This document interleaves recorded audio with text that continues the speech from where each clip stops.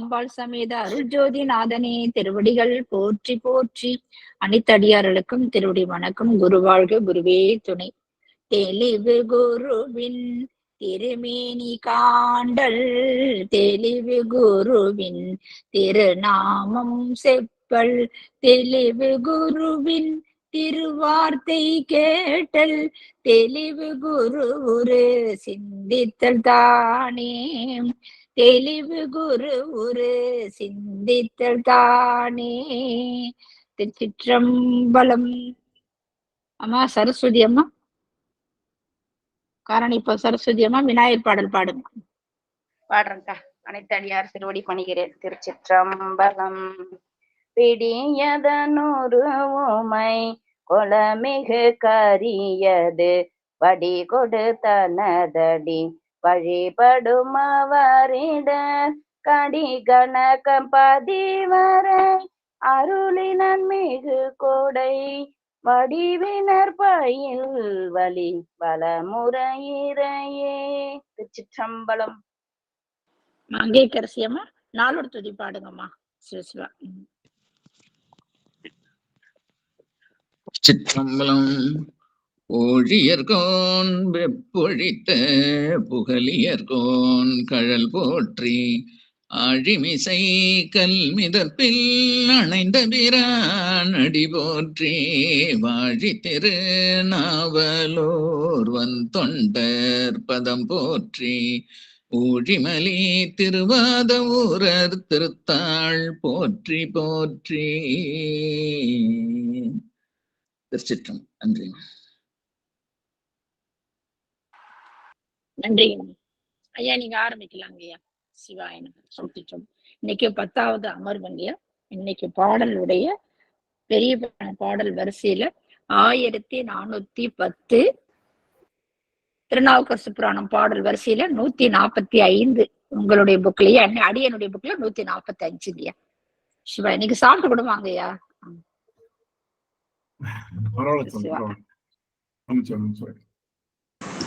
சிவாய நமங்க ஐயா. சிவாய நம. சிவாய நம.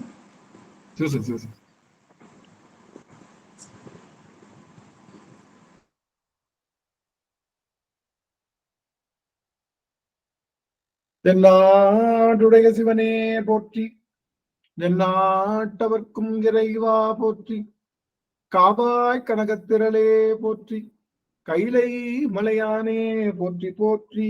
திருச்சிற்றம்பலம். ஆடல் வல்லாம் சொக்கநாதருடைய திருவருளும், அங்கேற்கண்ணி மீனாட்டுடைய திருவருளும், மேலும் நால்வர் பெருமக்களுடைய குருவருளும் ஒன்றாக சேர்த்து ஈசன் குழுமத்திலே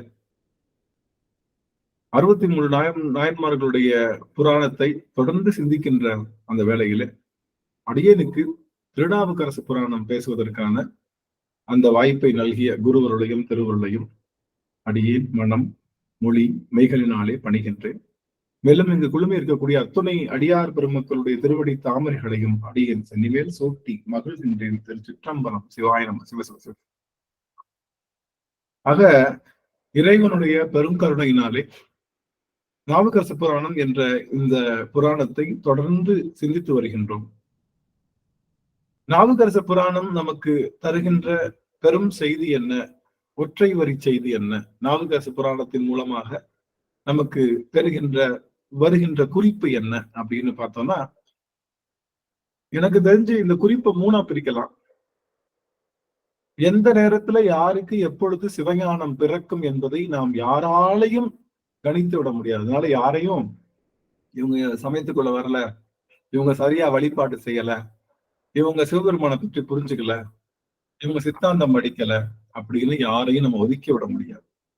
யாருக்கு எப்பொழுது வேண்டுமானாலும் முன்னம் செய்த தவத்தினாலே பெருமான் அவர்களுடைய வினைப்பயன் நீங்கும் காலத்திலே அவர்கள் நமக்கு அருள் செய்வார் அப்படிங்கிறத ஒரு செய்தி. அதனால யாரையும் குறை சொல்ல தேவையில்லை. இவங்க என்ன இவ்வளவு வயசாயும் சரியா திருப்பூசை பண்ண தெரியலையே, இவங்க இப்படி இருக்காங்களே அப்படி இருக்காங்களேன்னு ஏன்னா யாருக்கு எப்பொழுது எந்த நிலையில தீக்கை கிடைக்கும், சிவபெருமானுடைய அனுகிரகம் கிடைக்கும்னு தெரியாது. அதனால யாரையும் குறைவாக எடை போட்டு விடக்கூடாது. அது படைத்தவன் ஒருவனையே சேரும் அப்படிங்கிறத புரிஞ்சுக்கணும். நான் பக்தி பண்ற மாதிரி அவங்க பண்ணலையே நினைக்க தேவையில்லை. இதை விட பெருசா அவங்க இன்னொரு காலத்துல பண்ண முடியும், அவங்களால பண்றதுக்கான வாய்ப்பு இருக்கு அப்படிங்கிற ஒரு செய்தியும்.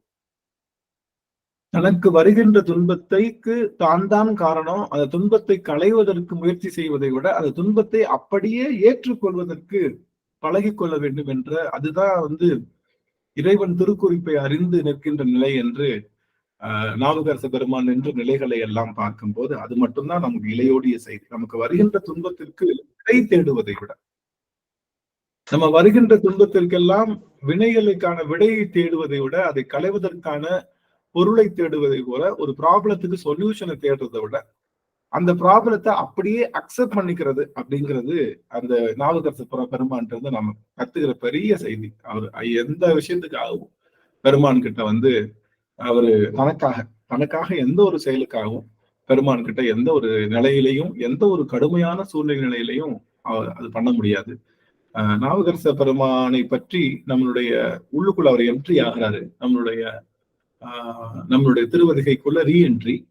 தூய வெந்நீர் துதைந்த பொன்மேனியும் தாழ்வடமும் நாயகன் சேவடி பைவரும் சிந்தையும் நைந்துருகி பாய்வது போல் அன்பு நீர் பொலி கண்ணும் பதிகச் செஞ்சொல் மேய செவ்வாயும் உடையார் புகுந்த வீதி உள்ளே அப்படின்னு நாவுக்கரச பெருமானுடைய வடிவழக சிறப்பை நம்மளுடைய சேக்கிழார் பெருமான் கிட்டத்தட்ட 140வது பாடல்ல நமக்கு தெரிவிக்கிறார். என்னதான் நம்ம நாவுக்கரச புராணத்தை பார்த்துட்டு இருந்தாலும் ஒரு ஃபாஸ்டான ஒரு ரீகேப் பண்ணிட்டு போனா அது இன்னும் சிறப்பா இருக்கும் அப்படின்னு நம்ம எப்பவுமே நம்ம அதை ஃபாஸ்டா பண்ணுவோம். இந்த வட்டம் ரொம்ப அதிகமா போகல. இருந்தாலும் இது வரைக்கும் என்ன பார்த்திருக்கோம் அப்படின்றத ஒரு சுருங்க அளவில் சொல்லி நம்ம உள்ள போகலாம். நாவுக்கரச பெருமான் நம்முடைய சேக்கிழார் பெருமான் நாவுக்கரச பெருமானை அந்த புராணத்தை சொல்லும் போது நாவுக்கரச பெருமானை நான் உங்களுக்கு அறிமுகம் செய்கின்றேன் என்று சொல்வதற்கு பதிலாக திருநாவுக்கரசு என்ற நாமத்தினுடைய சிறப்பை நான் உங்களுக்கு சொல்லுகின்றேன் அப்படின்னு தான் சொல்றாங்க. இந்த திருநாவுக்கரசு புராணம் முழுவதுமே அவருடைய நாம சிறப்பை சொல்லுகின்றது. இது ஏற்கனவே நான் சொன்னதுதான். எந்த ஒரு அடியவருக்கும் சிவபெருமான் எல்லாருக்கும் முன்னாடி பேர் வைக்கல, யாருக்குமே. உலகேலும் ஏத்தும் வண்ணம் திருநாவுக்கரசு எனும் நாமம் மண்ணுக அப்படின்னு சொல்லி திருவதிகை வீரட்டான கோவிலிலே பெருமான் அவருக்கு பெயர் சூட்டுகின்றார். ஏன்னா அவருக்கு நிறைய பேர்கள் உண்டு. திருநாவுக்கரசருக்கு நிறைய பேர் உண்டு. எந்த பேரை வச்சு யாரு எப்படி கூப்பிடுறது? அவர் பிறந்தது திருமுனைப்பாடியில. அவங்களுடைய நாடு நமக்கு திருவாய்மூர். திருமுனைப்பாடி என்ற வளநாட்டிலே திருவாய்மூர் என்ற ஊரிலே நாவுக்கரச பெருமான் அவதாரம் செய்கின்றார். மாதினியார் மற்றும் அவங்க தந்தையார்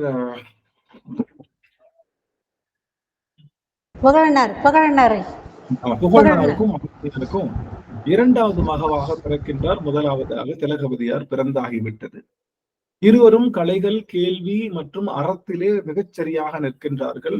வளர்ந்து வருகின்றார்கள். வளர்ந்து வரும் காலையிலே அவர்களுக்கு எந்தவித குறைவும் இல்லை. ஒண்ணு தெரிஞ்சுக்கிட்டோம், இவங்க கஷ்டப்படுற ஃபேமிலி கிடையாது. நம்ம நாவுக்கரச பெருமான் கண்டிப்பா கஷ்டப்படுற ஃபேமிலி கிடையாது. அவர் நல்ல செல்வ செழிப்பில் இருக்கக்கூடிய ஒருத்தர் தான். அந்த ஊருக்கே தலைக்கட்டுன்னு சொல்லுவாங்க இல்லையா, அந்த மாதிரி தலைக்கட்டா இருக்கக்கூடியவர் தான் புகழனார். தன் கையில செல்வம் இருந்தா நிறைய பேருக்கு உதவி செய்கின்ற மனப்பான்மை வருமானு தெரியல. ஆனா அவங்க தந்தையார் இருவரும், தாயார் தந்தையார் இருவரும் வருகின்றவர்களுக்கெல்லாம் உதவி செய்திருக்காங்க. இவர் 2 பேரும் கண்கூட பார்த்திருக்காங்க. அப்படி நிறைய அறப்பணிகள் செய்யற இடையில வளர்ந்து வரும் காலத்துல திலகவதியாருக்கு மனம் பேசுகின்ற நிலை ஏற்படுது. கலிப்பகையாருக்கு மனம் பேசுகின்றார்கள். ரொம்ப மகிழ்ச்சியான தருணமாக போய்கொண்டிருக்கக்கூடிய அந்த வாழ்வானது திசை திரும்புகின்றது. புகழனாருக்கு அவருடைய வினையின் காரணமாக நோய் தாக்கம் ஏற்பட்டு அவர் மறைந்து விடுகின்ற காலம் ஏற்படுகின்றது. அவரும் மறைந்து போகின்றார். அவர் மறைந்தவுடனே தன்னுடைய உறவுகள் எல்லாம் துரிசாக நினைத்து அப்படியே நீக்கி மாதினியாரும் தன் கணவனாருக்கு விண்ணுலகம் செல்கின்றார்கள். இந்த ஒரு செய்தி, கணவன் இறந்த பிறகு அந்த மற்ற எந்த பொருளும் எனக்கு தேவையில்லைன்னு சொல்லி அந்த அம்மையார் சென்று விடுகின்றார்கள். ஆனா இப்ப இருக்கிறது 2 பேர் தனியா இருக்காங்க. திலகவதியாரும் மருள்நீக்கியார் அப்படின்னு தான் பேர் வச்சாங்க. அந்த மருள் நீக்கி எப்பயுமே பேர் வைக்கும்போது 2 ஹாஃப் வைக்க கூடாதுன்னு சொல்லுவாங்க. 2 ஹாஃப் வைக்க கூடாது, 2ஆ பிரிச்சு வைக்க கூடாது முதல்ல. அப்படியே 2ஆ பிரிச்சு வச்சாலும் 2 ஹாஃப்லயும் நலம் தருகின்ற அந்த மங்கள சொல் இருக்கணும் அப்படின்னு ஒரு குறிப்பு சொல்லுவாங்க நம்மளுடைய நாவுக்கரசு புராணத்தை பார்த்துட்டு. நாவுக்கரசுடைய பேர் என்னன்னா மருள் நீக்கியார் வந்துச்சு. மருள் என்றால் நமக்கு வருகின்ற இடர்கள், நீக்கியார் அப்படின்றது இடர்களை நீக்குபவன் அப்படின்னு அர்த்தம். அது சிவபெருமானுடைய பேரு தான் மருள் நீக்கியார். அவன் தான் இருளை நீக்குவான், மருளை நீக்குவான். இருள் என்பது கண்களாலே பார்த்த இருளை நீக்கிக் கொள்வது இருள். மருள் என்பது கண்ணுக்கே தெரியாது, கண்ணுக்கு தெரியாத இருளை நீக்கிக் கொள்வது மருள்னு சொல்லுவோம். கண்ணுக்கு தெரியாத இருள்னா நம்ம 6 விதமான மனநோய்கள், நம்ம காம, குரோதம், லோபம், மதம், ஆச்சரியம் என்று சொல்லுகின்ற அந்த இருள், அந்த அந்த நோய்கள். அதனாலதான் இருள் சேர் இரு வினையும் சேர. இருள்னா நம்மளால இருள் மாதிரி ஆணவம் சொல்லுவாங்க இல்லையா, பொருள் தன்னையும் மறைக்கும் பொருளையும் மறைக்கும். ஆனா இருள் வந்து பொருளை மறைக்கும், தன்னை காட்டும். அப்படிங்கிற மாதிரி மருள் என்பது ஒரு இல்லூஷன். அது இன்னும் கொஞ்சம் ஒரு ஒரு நுட்பமான ஒரு இருள். அந்த இருளை நீக்குவோம். அதனால மருள் நீக்கியார்னு பேர் வச்சாங்க. மருள் நீக்கியார் அப்படிங்கிற அந்த அந்த பேர்ல மருள் என்ற ஒரு பாதி இருக்கிறதுனாலதான் நாவுக்கரசனுடைய வாழ்வுல ஒரு பாதியில் வந்து ரொம்ப கஷ்டப்பட்டதாகவும், நீக்கியார் அப்படின்னு வந்தனால அடுத்த பாதியில அவர் நல்லா இருந்ததாகவும் ஒரு ஒரு ஒரு குறிப்பு தருவாங்க பெரியவங்க. எப்பயுமே பேர் வைக்கும் போது அப்படி வைக்காதீங்க. 2 பேருமே மங்களம் தர, ஒரு பேர் மங்களம் தரல இல்ல. மருள் அப்படின்றத பிரிக்கும் போது, மருள் நீக்கியார்னு பிரிக்கும் போது அது வந்து என்னது என்னது அதே மாதிரி நச்சினார்க்கினியர்னு ஒரு பேர் இருந்து. நச்சினார்க்கினியர்னா நச்சு அப்படின்னா, நச்சினார் அப்படின்னா நம்ம துன்புறுத்தினவங்களுக்கும் அவர் இனிவராக இருப்பார் அப்படின்னு சொல்லுவாங்க. அதனால இனியார்ன்றதும் செகண்ட் ஹாஃப்ல வருது. முதல்ல வந்து ஃபர்ஸ்ட் ஹாஃப்ல வந்து துன்பம் தருகின்ற ஒரு சொல் வருது. அந்த மாதிரி பேர் வைக்காதீங்க அப்படின்னு சொல்லுவாங்க. நிறைய பெயர்களுக்கான பொருள்கள்லாம் சொல்லுவாங்க. ஆறுகள் பேர் வைக்க வேணாம், பூக்கள் பேர் வைக்க வேணாம், ஆறுனா வற்றி விடும், பூக்கள்லாம் வாடி விடும், இந்த மாதிரி நிறைய பேர்கள்ல சொல்லுவாங்க. ஆனா நமக்கு எதுக்கு, நமக்கு பெருமானுடைய அந்த திருநாமத்தை அடி குழந்தைகளுக்கு வச்சுக்கலாம். அப்படி மருள் நீக்கியாருடைய ஒரு பாதி ரொம்ப துன்பமாக அமைகின்றது திலகவதியாருக்கு. மனம் பேசி அவருடைய தந்தையார் இறந்த உடனே திலகவதியாருக்கு ஒரு ஹோப் இருக்கு. என்னன்னா, நமக்குதான் மனம் பேசியாச்சுல, கலிப்பகையாரை மனம் புரிந்து இல்லறம் செய்து நல்லறமாக வாழலாம் அப்படின்ற ஒரு ஹோப்பு. அதனால வாழ்றாங்க. அதுவும் பெருமான் உடைக்கிறாரு. திடீர்னு ஒரு செய்தி வருகின்றது, இந்த மாதிரி கலிப்பகையார் வந்து போர்ல வீரமரணம் அடைந்து விட்டார். கேட்ட உடனே திலகவதியாருக்கு பயங்கரமான ஒரு இடி. சரி, இனி தாயை போலதானே இருக்கணும், தாய் எப்படி தந்தைய இல்லையோ அது போல நாமும் போயிடலாம் அப்படின்னு சொல்லி உடனே என்ன பண்றாங்க, தன்னுடைய வாழ்வை நீத்திக் கொள்ள வேண்டும் என்று முயற்சி செய்யும் போது ஒரு பிஞ்சு குழந்தையாக இருக்கக்கூடிய நம்மளுடைய மருள் நீக்கியார் தன்னுடைய தமக்கையாருடைய திருவடியை பற்றி, ஐயா அக்கா நீங்கதான் எனக்கு உலகம், நீங்க போயிட்டீங்கன்னா என்னைய பார்த்துக்கிறது யாரு, நானும் உயிர் நீக்கணுமான்னு கேட்கும் போது இந்த பிஞ்சு குழந்தை என்ன பண்ணும்னு தெரியாம தன்னுடைய வாழ்நாளை முழுவதுமாக நூல் தாங்கா மனையறம் புரிந்தார் அப்படின்னு சொல்லுவாங்க. அதாவது ஒரு திருமணம் ஆகாமலே அந்த கணவனை இழந்த கைம்பெண் கோலத்திலே அவர்கள் இருந்து அந்த கைம்பெண்ணாக இருந்து அவர்கள் வந்து அதை கொடுத்திருக்காங்க. ஆக அதுக்கப்புறம் அவங்க தொடர்ந்து பணிகள் எல்லாம் செய்து வந்தார்கள். அதுக்கப்புறம் இவர்கள் இப்படி அக்காவுக்காக நம்மளுடைய தம்பிக்காக அக்காவுக்காக தம்பியும் வாழ தொடங்கினார்கள். ஆனாலும் ரொம்ப பெரிய ஒரு இல்லற அந்த இன்பம் இல்ல. 2 பேத்துக்குமே ஒரு மனசுக்குள்ள ஒரு சின்ன ஒரு லேயர் ஆஃப் துன்பம் இருந்துகிட்டே இருக்கு. அவங்களால அதை சொல்ல முடியல. இருந்தாலும் நல்ல தர்மங்கள் செய்து வாழ்றாங்க. நம்பர் அணுகாமையினால் நம்முடைய சுவாமி அமன் சமயம் சென்று குறுகினார் அப்படின்னு நம்முடைய சேக்கிழார் பெருமான் கோட் பண்றாரு. நம்பர்னா நம்முடைய சிவபெருமான். அவர் என்னமோ தெரியல, எப்ப போயிட்டு வாப்பா அப்படின்ட்டாரு. இவர் அங்க போயிருக்காரு.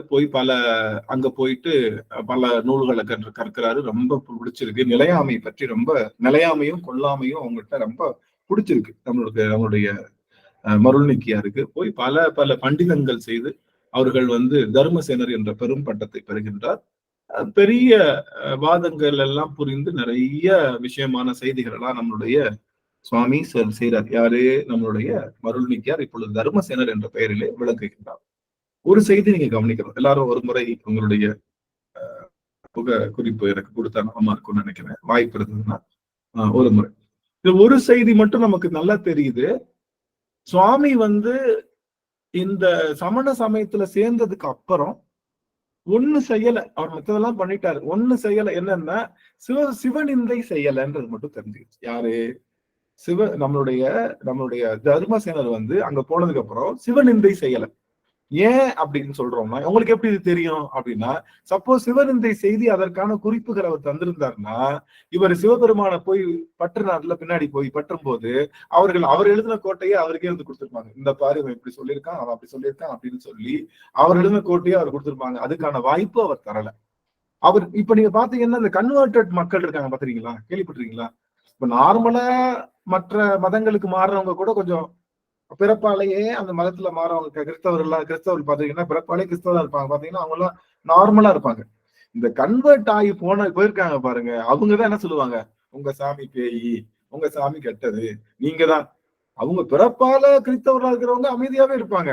இந்த கன்வெர்ட் ஆனவங்க போடுற ஆட்டம் இருக்கு, நம்ம எல்லாத்துக்குமே தெரியும்ல. அவங்க தான் பாத்தீங்கன்னா நம்ம மதத்துல இந்த மதத்துல தான் போய் இந்த மதத்தை போய் இடித்து உரைத்து பேசி நீங்க எல்லாம் எப்படி வழிபாடு செஞ்சீங்க தெரியுமா அப்படி எல்லாம் பேசுவாங்க. ஆனா அந்த விஷயம் நம்ம சாமி செய்யல. யாரு? நம்மளுடைய நாவுக்கரசு செய்யல. அவருக்கு தெரியும்.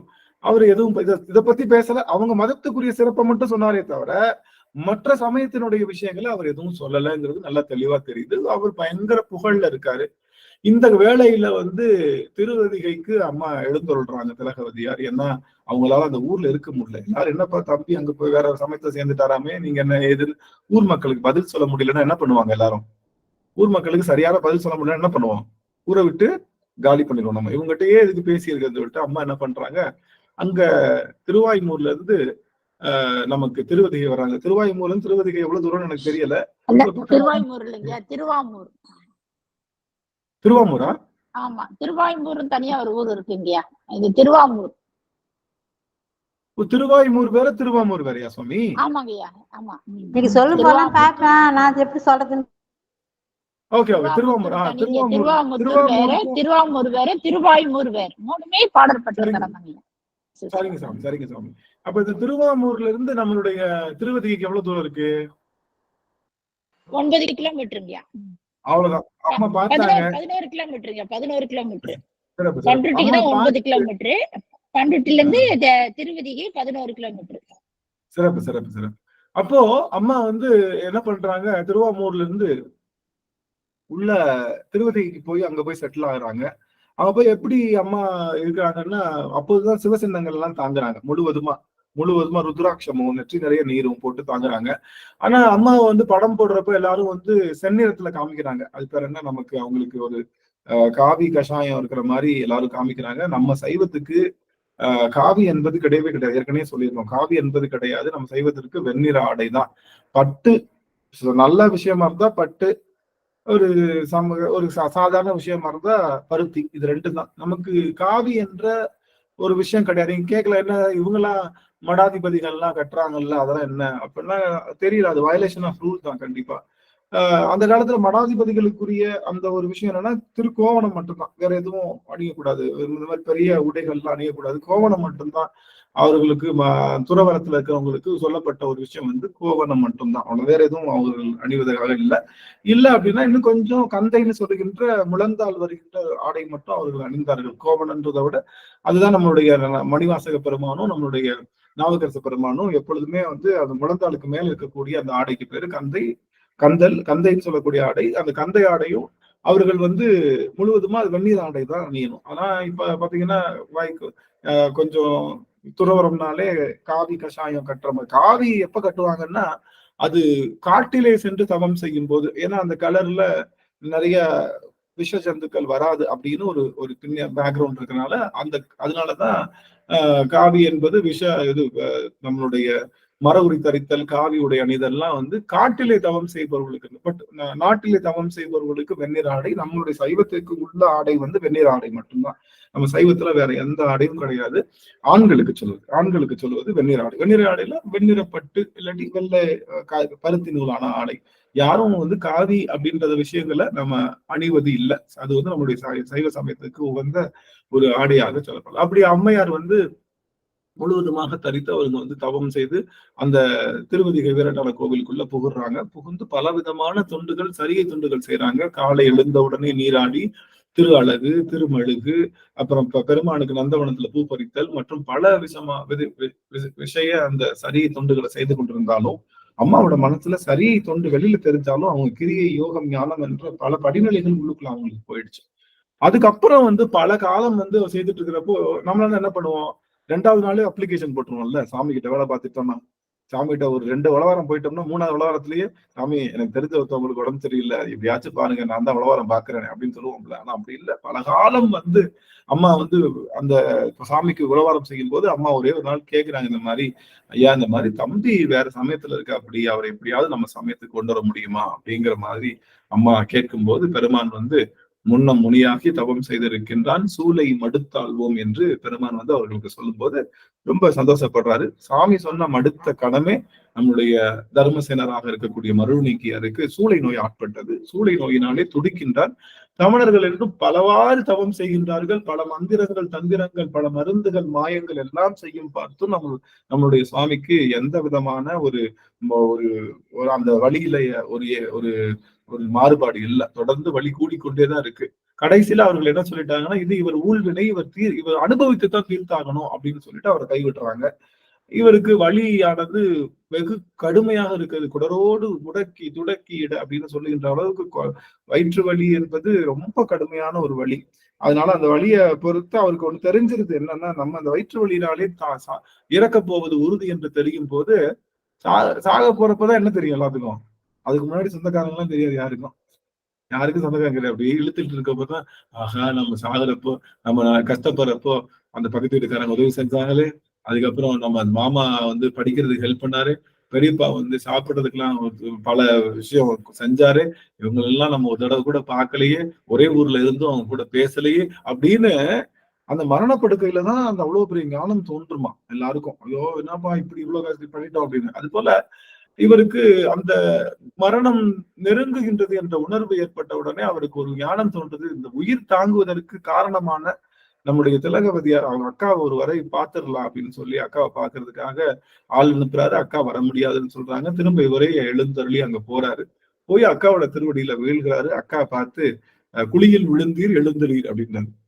குழியில விழுந்தீங்க, ஏற்கனவே அமன் சமயம் போய் குறுகி குழியில விழுந்துட்டீங்க, எந்திரிங்க, இனிமே வந்து உங்களை பாத்துக்கலாம் அப்படின்னு சொல்லி ரொம்ப அக்கா வந்து ரொம்ப அன்போடு அவரை வரவேற்று, அதுக்கப்புறம் வந்து அன்னைக்கு லீவ் போடல.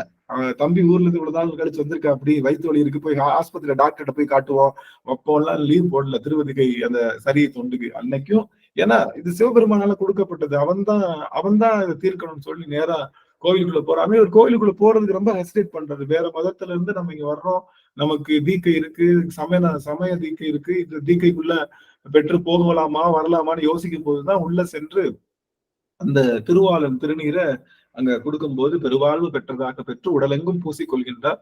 ஒரு விஷயம், நமக்கு பிணி இருக்கும்போது நம்மளுடைய திருநீற்றை உடலெங்கும் பூசிக்கொள்ளலாம். அதுக்கு தீக்கை வாங்கணும் அப்படி எல்லாம் பெருசா எல்லாம் இல்லை.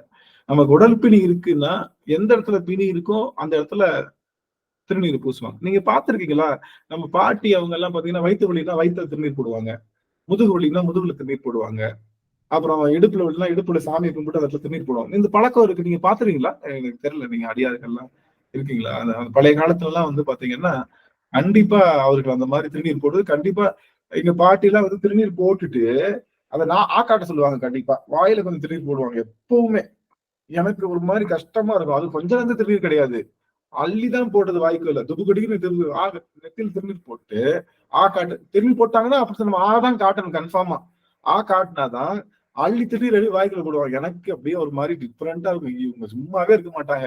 எனக்கு திருநீர் போடுறப்பயே கொஞ்சம் கஷ்டமா இருக்கும். ஐயோ இந்த பாட்டி வாய்க்குள்ள திருநீரை போட போதே என்ன பண்ண போறோம் தெரியலையே அப்படின்னு சொல்லி சின்ன வயசுல அது டேஸ்ட் மாதிரி இருந்தது. ஆனா வளர அந்த திருநீர் வந்து ஒரு மாதிரி ஒரு மாதிரி என்னடா இப்படி இருக்கு அப்படின்னு யோசிக்கிற மாதிரி என்ன இருந்தது.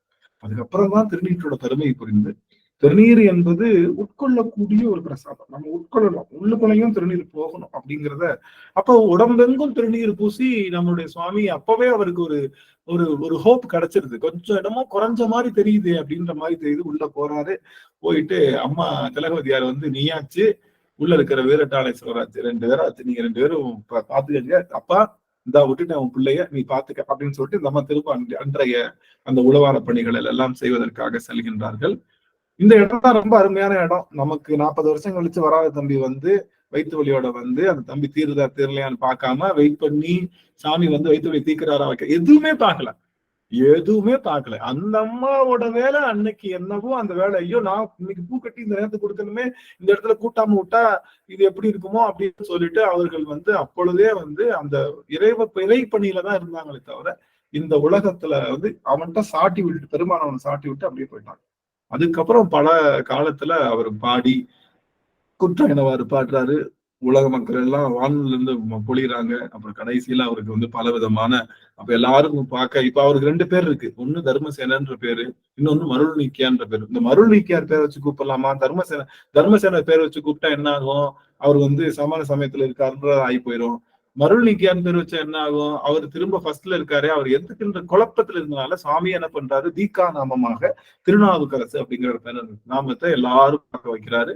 எல்லாரும் இதை மண்ணுக அப்படின்னு சொல்லி வாழ்த்துறாரு. உலகத்துல எல்லாரும் தேவர்கள் எல்லாம் பொழியிறாங்க. திரும்ப வந்து பெருமானுடைய திருவடியில வீழ்ந்து வணங்கி அதுக்கப்புறம் வந்து அவர் அடுத்தடுத்த பணிகள் எல்லாம் செய்ய வர்றாரு. இது தெரிந்ததுக்கு அப்புறம் பல்லவ மன்னன் பலவிதமான டார்ச்சரை கொடுக்குறான். சமணர்கள் வந்து ஒரு இன்செக்யூர்டா ஃபீல் பண்றாங்க, நம்முடைய சமயம் அழிந்துரும், இவர் அங்க போய் பொய் சொல்றாரு, வயிற்று வழியில் பொய் சொல்லிட்டு அங்க போய் அந்த சமயத்துல போய் சேர்ந்திருக்காரே தவிர இது உண்மை அல்ல அப்படின்னு பல்லவ மன்னன் சொல்லி பலவிதமா பண்ணி பலவிதமான அந்த டார்ச்சர்ஸ் பண்றாங்க. எப்பவுமே கொல்லாமையையும் பல உயிர்களுக்கு ஊறு செய்யாமையும் வலியுறுத்துகின்ற இந்த சமண சமயம் அது பேச்சளவுலதான் இருக்கு அப்படிங்கிறத வலியுறுத்துது இங்க. இப்போ இதை வந்து நம்ம சாமி பதிவு பண்றது. நீங்க எல்லாம் கேட்டிருக்கலாம் இது நடந்துச்சா நடக்கலையான்னு. நீங்க பாருங்க, அவர் கிளியரா பதிவு செய்யறாரு. சமணர்கள் நஞ்சு அவர் முதல்ல எடுத்தோட என்ன பண்ணாங்கன்னா நீற்றறையில போட்டாங்க. நீற்றறையில போட்டதுக்கு அப்புறம் அதுக்கப்புறம் அவருக்கு வந்து நஞ்சமுது ஊட்டுனாங்க. அதுக்கப்புறம் யானையை வச்சு இட செய்தார்கள். அப்புறம் கல்லை கட்டி கடல்ல பாய்ச்சினார்கள். இதெல்லாம் தொடர்ந்து செய்யறாங்கன்றத சமணர்கள் செய்தாங்கன்னா அவர் பதிவு செய்யறாரு. இது தப்பா அவர் பதிவு செஞ்சிருந்தா இந்த புத்தகத்தை கண்டிப்பா அவங்க எதிர்த்திருப்பாங்க. யாரு? சமணர்கள்லாம் எதிர்த்திருப்பாங்க. இவங்க எழுதுறது தப்பு அப்படின்னா சமணர்கள்லாம் நீங்க எப்படி எழுதலாம்னு நீங்க அப்ப சமணர்களுக்கும் தமிழ்ல சமமான பங்கு உண்டு. சமண நூல்கள் வந்து பாத்தீங்கன்னா சரியான பங்கு உண்டு நம்மளுடைய தமிழ்ல. நீதி நூல்கள் எல்லாம் நிறைய பண்ணிருக்கனால அவர்கள் கண்டிப்பா அளவு பண்ணிருக்கணும். ஆனா அவங்க செஞ்சதுக்கு இந்த உலகமே சான்றுன்றனால அவங்களால எதுவும் பண்ண முடியல. தைரியமா நம்மளுடைய சுவாமி பதிவு செய்யறார் தன்னுடைய பாடலை. ஆனா எல்லாருக்கும் தெரிஞ்சது என்னன்னா தேவாரம்னா தோருடைய செவியில தான் தொடங்குதுன்னு. இல்ல தேவாரம் தொடங்குனது வயிற்று வழியில தான் தொடங்குச்சு. எதுல? குற்றாயினவாறு தான். ஏன்னா சுவாமி வந்து நம்மளுடைய நாவுக்கரசு பெருமான் வந்தது வந்து நம்முடைய ஞானசம்பந்தர் வருவதற்கு பல ஆண்டு முன்னதாகவே அவர் சைவத்துறையில வந்துட்டார். அதுக்கப்புறம் தான் நம்மளுடைய ஞானசம்பந்த பெருமான் வந்து தோருடைய செவியன்னு சொல்லி பாடுறாரு. ஞானசம்பந்தரையே தோல்ல சுமக்கிறாரு. அதெல்லாம் நம்ம வந்து பார்க்க போறோம். அப்போ அந்த மாதிரி அவரு பல இன்னல்கள் செய்யறாங்க. கொல்லாமைன்னு சொல்ற சமயமா இருந்தா கூட கொல்லுவதற்கான விஷயங்கள் எல்லாம் செய்யறாங்க. ஒரு சாதாரண சமயத்தை காப்புறதுக்காக கொல்லுகின்ற பல செய்திகள் செய்யறாங்க. அதுல இருந்து சாமி வெளியே வர்றாரு. வந்து அந்த கல்ல கட்டின அந்த கரையேறிய குப்பத்துல இருந்து வந்து இன்றாலுமா எனக்கு எந்தையுமாயின்னு சொல்லி திருப்பாதிரி புலியூர்ல அந்த பாடலை பாடுறாரு. பல திருப்பாதிரி புலியூர் பாடல்கள் பாடியிருக்காரு. ஆனா அந்த ஒரு பாடல் மட்டும்தான் நமக்கு கிடைச்சிருக்கு அப்படின்றாங்க. அதை தொடர்ந்து திருமாணிக்குடி மற்ற தலங்கள் எல்லாம் சென்று சுவாமி எல்லாம் பாடிட்டு திரும்ப திருவதிகை உள்ள வளைகிறாரு. எல்லாரும் போட்டுறாங்க. பல காலம் திருவதிகையில இருந்து அவர்கள் பணி செய்கின்றார்கள். அந்த பணி செய்யும் போது அவர்களுக்கு அதுக்கப்புறம் வந்து அவர்கள் வந்து பல தலங்களுக்கு சென்று தன்னுடைய பாடல்கள் எல்லாம் பாடிக்கொண்டிருக்கின்றார்கள் அப்படிங்கிற அந்த பெரும் செய்திய நாம போன அமர்வுகள்ல இது வரைக்கும் நம்ம பார்த்திருக்கோம். அவர் வந்து திருவதிகைக்கு வந்த என்ட்ரி, அதுக்கப்புறம் வந்து அவர் வந்து பல விஷயங்கள் செய்திருக்காங்கன்னு சொல்லி பார்த்தோம். 145 எடுத்துறாங்க உள்ள போயிடலாம்.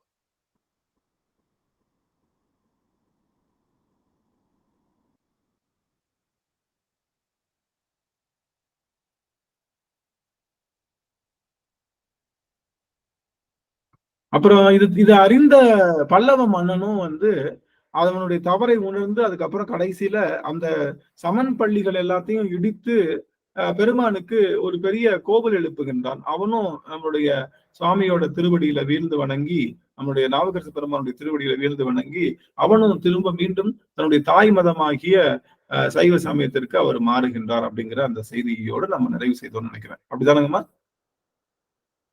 ஆமாங்க. அது அந்த பாடல் தான் பாக்குறோம். பிரசன்ட் ஆயிட்டு இருக்குன்னு நினைக்கிறேன். ஆயிடுச்சா? ஆயிடுச்சுங்கய்யா. தெரியுதுங்களா? புல்லறிவில் தெரியுதுங்கய்யா. புல்லறிவில் 145வது பாடல். புல்லறிவில் சமணருக்காக பொல்லாங்கு புரிந்தொழுகும் பல்லவன் தன்னுடைய பலவினை பாசம் பரிய அல்லல் ஒளிந்து அங்கு எய்தி ஆண்ட அரசினை பணிந்து வல் அமணர் தமை நீத்து மலவிடையோன் தாளடைந்தான். மலவிடையோனாகிய சிவபெருமானுடைய தாளை அவன் அடைந்தான். அடைஞ்சிட்டு வீடறியா சமணர் மொழி பொய்யென்று மெய்யுணர்ந்த காடவனும் திருவதிகை நகரின் கண்ணுதற்கு பாடலி புத்திரத்தில் அமன் பள்ளியோடு பாலிகளும் கூட இடித்து குணர்ந்து குணபரவீச்சரம் எடுத்தான். குணபரவீச்சரம் என்ற கோவில அந்த சமணர்களுடைய பள்ளிகள் எல்லாம் இடித்து அவர்கள் எல்லாம் எடுத்திருக்காங்க. எல்லாமே பள்ளி, நனிக்காட்டு பள்ளி, திருச்சிராப்பள்ளி, அது எல்லாமே சமணர்களுடைய பள்ளிகளாக இருந்து அதுக்கப்புறம் அவைகள் எல்லாமே இதா மாறுச்சு அப்படின்றது சொல்றாங்க. அதனால 147வது பாடல்ல இருந்து நம்ம பாக்குறோம். இதுதான் நம்ம இந்த அமர்வுல இருந்து தொடங்குது. இந்நாளில் திருப்பணிகள் செய்கின்ற இன்றமிழ்க்கு மண்ணான வாக்கீசர் திருமுனியும் மதிச்சடை மேல் பன்னாகம் அணிந்தவர்தம் பதிப்பளவும் சென்றிறைஞ்சி சொன்னாம தமிழ் புனைந்து தொண்டு செய்வான் தொடர்ந்தெழுவார். அப்போ இது என்ன, சுவாமி என்ன பண்றாரு, அந்த சிவபெருமானுக்காக பல பாடல்களை பாடுகின்றார் அப்படிங்கிற செய்தி தான் இந்த 147வது பாடல். பல பதிகங்கள் தொடர்ந்து தமிழ், அதாவது சிவபெருமானுக்கு செய்கின்ற தொண்டு என்பது என்ன அப்படின்னு பார்த்தோம்னா அது தமிழ் தொண்டு தான் பெருந்தொண்டு. அதுதான் பெரிய தொண்டு. அதை மட்டும் தெரிஞ்சுக்கிட்டாங்க. அவர் வெறுமனையே கோவிலை மட்டும் சுத்தம் பண்ணி அடியார்களை கூப்பிட்டு சரி கிரியை மட்டும் சொல்லி கொடுத்து போயிருக்கலாம். ஆனா தமிழ் தொண்டு செய்தால் அது தமிழ் மூலமாக, தமிழ் என்பது இறைவனுக்கு சமமான பொருள்னு சொல்லி அங்க சிவபெருமானை தமிழால நம்ம செய்யணும். தமிழ், அதாவது என்னை நன்றாக படைத்தனன் தன்னை நன்றாக தமிழ் செய்யுமாறே அப்படின்னு சொல்லுகின்ற வார்த்தை திருமூலருக்கு மட்டும் பொருத்தம் அல்ல, எல்லாருக்கும் பொருத்தணும். எல்லாரும் தமிழ் மூலமாக பெருமானை தமிழ் செய்ய வேண்டும் அப்படிங்கிறது.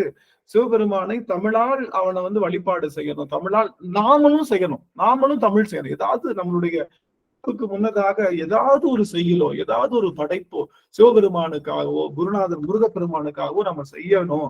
அதுதான் இந்த உயிர் எடுத்ததற்கான ஒரு மிகப்பெரிய ஒரு செயல். அப்படிங்கறதுனால அந்த படைப்பு என்பது நம்மளுடைய சொந்த படைப்பா இருக்கணும்ன்றதுக்காகத்தான் நம்மளுடைய வேலுண்டு வினையிலே குழுமத்துல மாத இதழ்ல ஏதாச்சும் எழுதுங்க, பெருமானை பற்றி ஏதாவது எழுதுங்க, சொந்த படைப்பா எழுதுங்க. ஏன்னா தமிழ் செய்வதற்காகத்தான் நாம இங்க பிறந்தோமே தவிர தமிழால மட்டும்தான் பெருமானுக்கு நாம் அணிகளை கூட்ட முடியும், அவனுக்கு நெய்வேத்தியம் பண்ண முடியும், அவனுக்கு தூப தீபங்கள் காட்ட முடியும். எல்லா 5 பஞ்ச அந்த அந்த அந்த உபச்சாரமும் சோடச உபச்சாரமும் நம்ம தமிழால செய்யணும் அப்படிங்கிறதுதான் இங்க ஞான நிலையாக சொல்லப்பட்டதுனால தமிழ் தொடர்ந்து செய்கின்றார் நம்முடைய சுவாமி.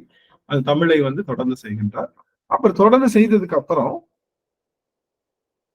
148 திருவதிகை பதிமருங்கு திருவெண்ணை நல்லூரும் அருளுரு திரு ஆமாத்தூர் திருக்கோவலூர் முதலா மருவு திரு பதிபிறகும் வணங்கி வள தமிழ் பாடி பெருகு விருப்புடன் விடையார் மகிழ் பெண்ணாகடம் அடைந்தார். இப்பதான் என்ன பண்றாரு, திருவதிகைக்கு போனாரு, திருவெண்ணை நல்லூருக்கு போயிருக்காரு, திரு ஆமாத்தூர் போயிருக்காரு, திருக்கோவலூர் போயிருக்காரு. இது மாதிரி பல பதிகங்கள் பல பதிகள் எல்லாம் சென்று அந்த பதிகள்ல இருக்கக்கூடிய பெருமானை பாடுகின்றார். திருவெண்ணை நல்லூர் பதிகம் இருக்கா? நம்முடைய நாவுக்கரச பெருமான் பாடிய திருவெண்ணூர் நல்லூர் பதிகம் இருந்ததுன்னா கேடுங்க. அடியார் எனக்கு தெரியல, திருவெண்ணை நல்லூர் பதிகம் இருக்கா? இருக்குங்கய்யா, தேடிதாங்க எடுக்கணும். இல்ல, சைவத்துல போனோம் அப்படின்னா தேவாரத்துல போயிட்டு தலைமுறையில தலம்ல திருநல்லூர் அவருக்கு மட்டும் டைரக்டா போயிடலாம். வெண்ணெய் நல்லூர்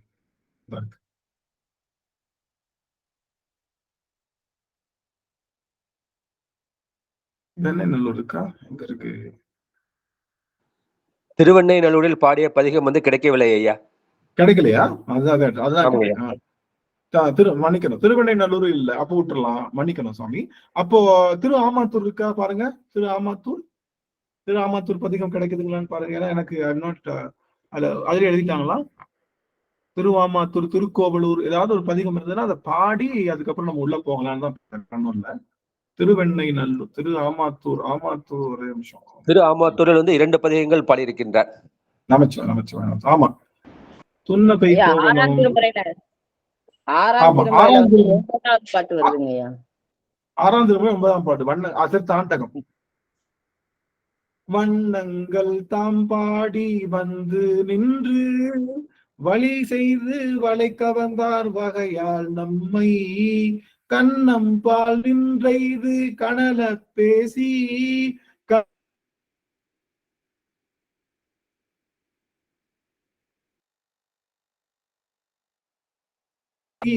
தோளுடுத்து நூல் போண்டு தோன்றா தோன்ற அண்ணலார் போகின்றார் வந்து காணீர் அழகியரே ஆமாத்தூர் ஐயனாரே, அழகியரே ஆமாத்தூர் ஐயனாரே, அழகியரே ஆமாத்தூர் ஐயனாரே. ஏன்னா நான் ஏன் இந்த மாதிரினா, நம்ம போகும்போது நாவுக்கரசு அவர் பெருமானை பார்த்து அப்படியே அந்த பாடலையும் பாடிட்டு அப்படியே போயிடணும், அவர் கூடயே போற மாதிரி. அதுக்காக தான் அடிக்கிற இதை முயற்சி செய்தேன். திருவாமாத்தூர் பதிகம் 6ஆம் திருமுறை 9வது பதிகம். அதுல திருவாமாத்தூர் கிடைச்சிருக்கு. திருக்கோவலூர் கிடைக்குதான்னு பார்ப்போம். திருக்கோவலூர் கிடைக்குதான்னு பார்ப்போம். அதுலயே திருவாமாத்தூர்லயே சாமி இது 7ஆம் திருமுறையிலையும் பாடிருக்காரு. 7ஆம் திருமுறையில கொல்லிக்கவனத்துல பாடிருக்காரு. நம்மளுடைய நம்மளுடைய சுவாமி நம்பியார் பெருமானும் பாடிருக்காரு. நமக்கு கோவலூர் திருக்கோவலூர் கிடைக்குதான்னு மட்டும் பாத்துக்கலாம். திருக்கோவலூர் கிடைக்குதா அடியார்கள் இருந்தா சொல்லுங்க. திருக்கோவலூரும் கிடைக்கலன்னு நினைக்கிறேன். இல்ல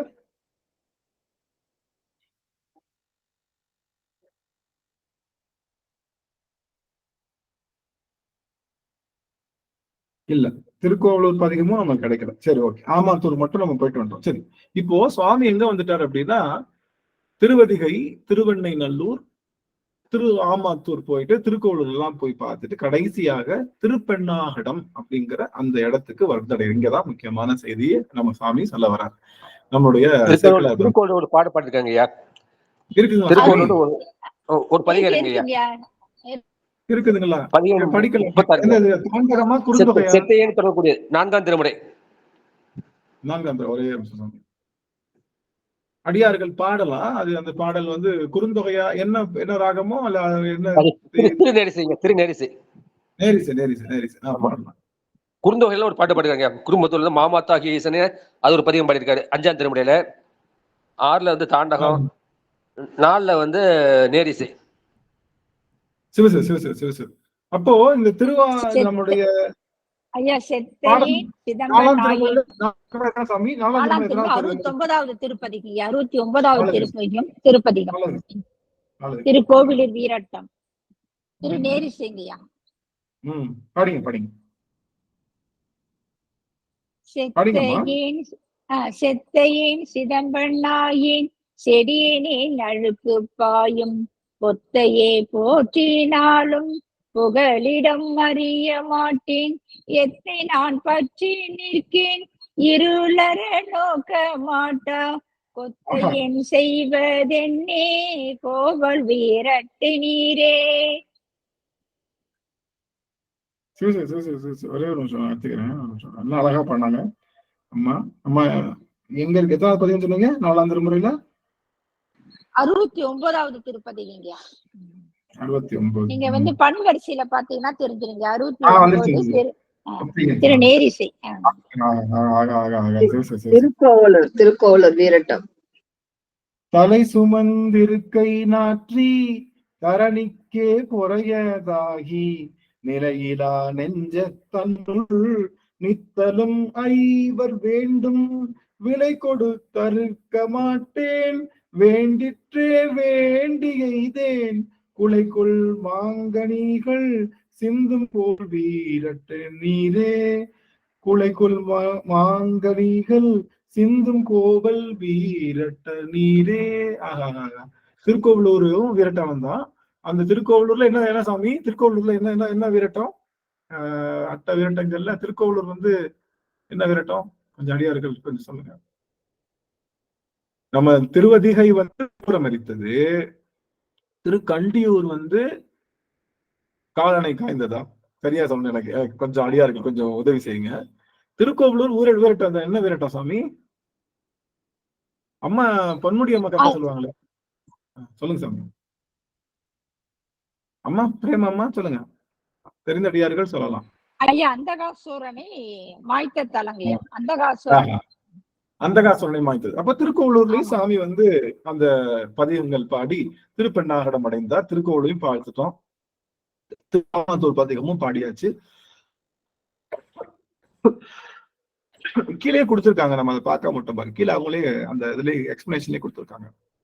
149 கார் வளரும் மாடங்கள் கலந்த மறை மொழி வளர்க்கும் சீருடை அந்தணர் வாழும் செழும்பதியின் அகத்தைதி வார்சடையார் மண்ணு திரு தூங்கானை மாடத்தை பார்ப்பரவும் திருமுனிவர் பணிந்தேத்தி பரவினார். அந்த திருத்தூங்கானை மாடத்துக்கு தான் தூங்கானை மாடமும் பெண்ணாகடமும் ஒண்ணுதான், அப்படிதான் சாமி? இல்ல, எனக்கு நான் தெளிவுபடுத்திக்கிறேன். ஏன்னா எனக்கு வந்து இந்தியாவில உள்ள தலங்கள் பற்றி எந்த வித துளியான அறிவும் கிடையாது. அதனால அதை போறதுக்கு முன்னாடி தெளிவுபடுத்திக்கிறேன். அடியார்களுக்கு திருப்பெண்ணாகடமும் தூங்கானை மாடமும் ஒண்ணுதானே? ஒண்ணுதாங்க ஐயா. ஆமாங்க ஐயா, ஒண்ணுதாங்க. ஒண்ணுதாங்க. அடியானுக்கு வந்து தலங்களை சொல்லுங்கம்மா.